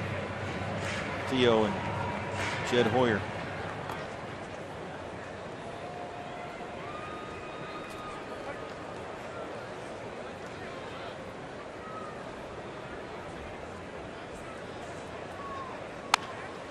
Hard down the line in left, but pulled foul. Hey fans, MLB.TV Premium, the #1 live streaming sports service, is celebrating 12 years. Is that the Fonz? Hey. Nice work. Join the millions of subscribers and watch every out-of-market game live in True HD on over 400 devices. Visit dbacks.com for details. You never see a statue of Chuck Cunningham. Remember Chuck, the older brother who mysteriously disappeared? Back when Fonzie wore the gray jacket instead of the black leather one. Diamondbacks roll the double play, and Cahill is out of the 8th. We'll head to the 9th. It's 8-3 Brewers.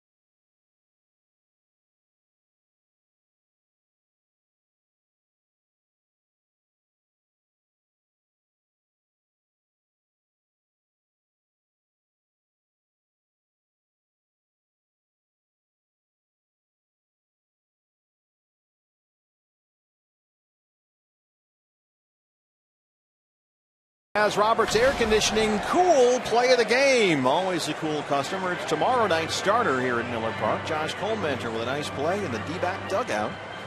And he gives it to a kid. And then explains to Brandon McCarthy how he made the play. That's our Chaz Roberts air conditioning cool play of the game. Josh Colmenter will be the Diamondbacks starting pitcher in tomorrow's middle game of this 3-game series. He'll be matched up with the Brewers' Marco Estrada. We'll have that for you on Fox Sports Arizona. Martin Prado leads off the 9th. Prado, Goldschmidt, Montero 2, 3, and 4 against the right-hander Rob Wooten back out there for his second inning of work. Prado 1 for 4, single in the 4th.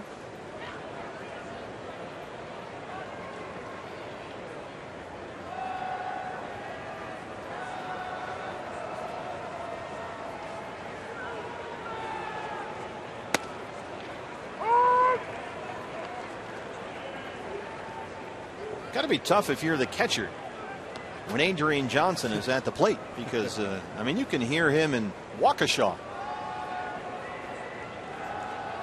on those strike calls. That's out of play.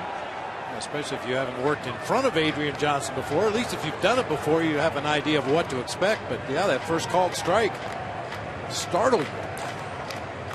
Jump out of your shoes.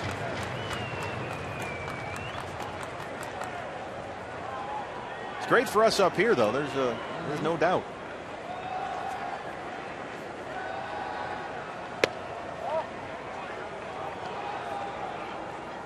Martin not happy with something there.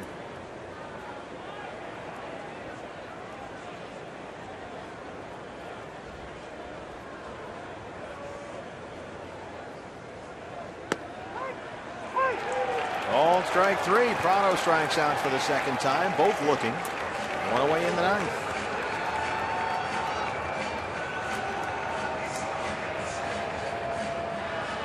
Brings up Goldie. Wall has struck out twice tonight. Singled and scored in the third. He's 1 for 4. So he has at least extended his hit streak. Now it's 7 games.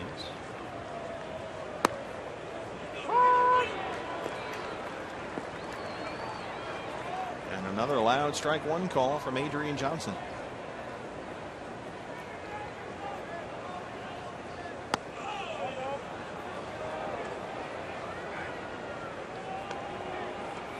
What'd you do for dinner, by the way? You ducked out pregame for about an hour. You doing your usual? I hit the press lounge tonight. Whoa. They had lasagna. Couldn't pass it up. Couldn't pass it up. Base hit for Goldie. That's into center. So the National League's hits leader has a pair tonight, and the Diamondbacks have a 1-out base runner.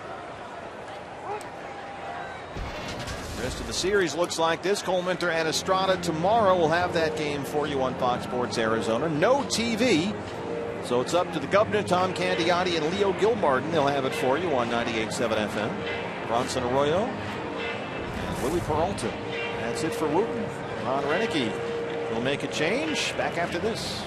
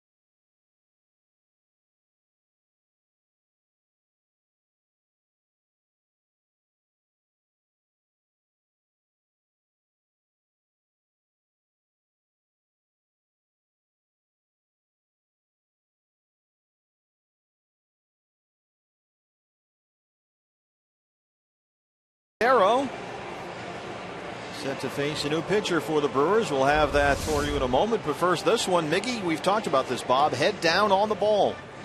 Following that ball all the way to contact, although really that's physically impossible. You follow it all but the last couple of feet right there, but it certainly looks like Miggy is tracking that ball deep into the hitting zone this year as opposed to last season when that head was flying off the baseball, picking a seat out in the right field bleachers where he wanted the ball to land.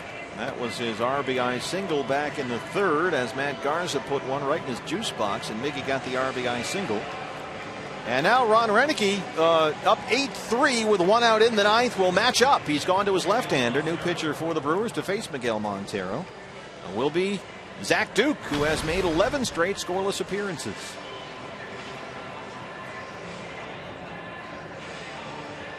Pitched a third of an inning yesterday in Cincinnati. Struck out the only batter he faced. Stranded a couple of runners. 11 consecutive scoreless appearances for the Brewers left-hander. .88 whip. That is outstanding. League average for whip, by the way. Walks plus hits divided by innings pitched. Changes year to year. Generally about 1.2 or 1.3. So 0.8 is well below league average. 1-1. I haven't seen Zach Duke for a while. A little different delivery out there. He used to be almost directly over the top. Very pure four-seam fastball. Threw a curveball out of that same slot. Pitching out of the bullpen.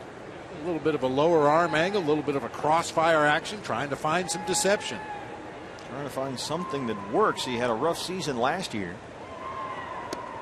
26 appearances between the Nationals and the Reds. He went 1-2 with an ERA over 6.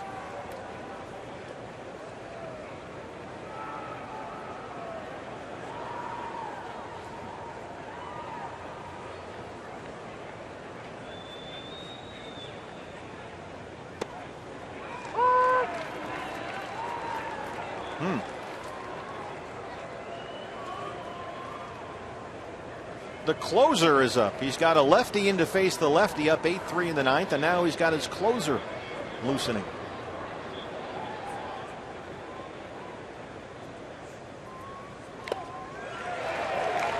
Montero chases that one, and Duke has the strikeout, 2 down. Second strikeout tonight by Miguel Montero. Go to the right-hander now to face Aaron Hill. Aaron's been on base every time he's been up. 3 singles and a walk. He's got a pair of RBIs.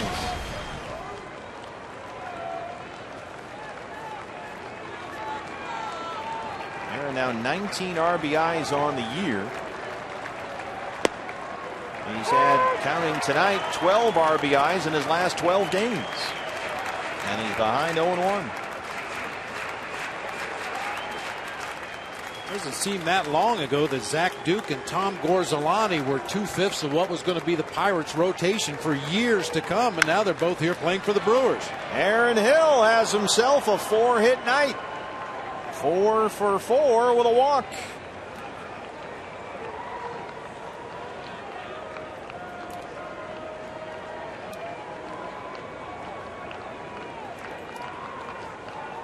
Well, the Pirates may go through their entire pitching staff tonight in that game with the Giants.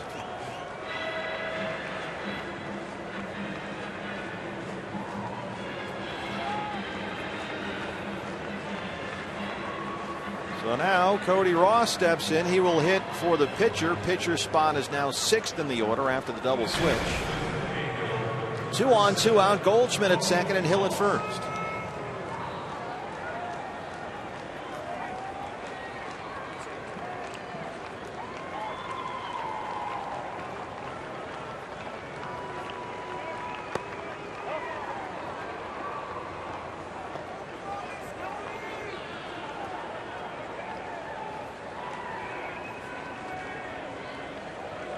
Need a few more base runners here to get their Ender Enciarte.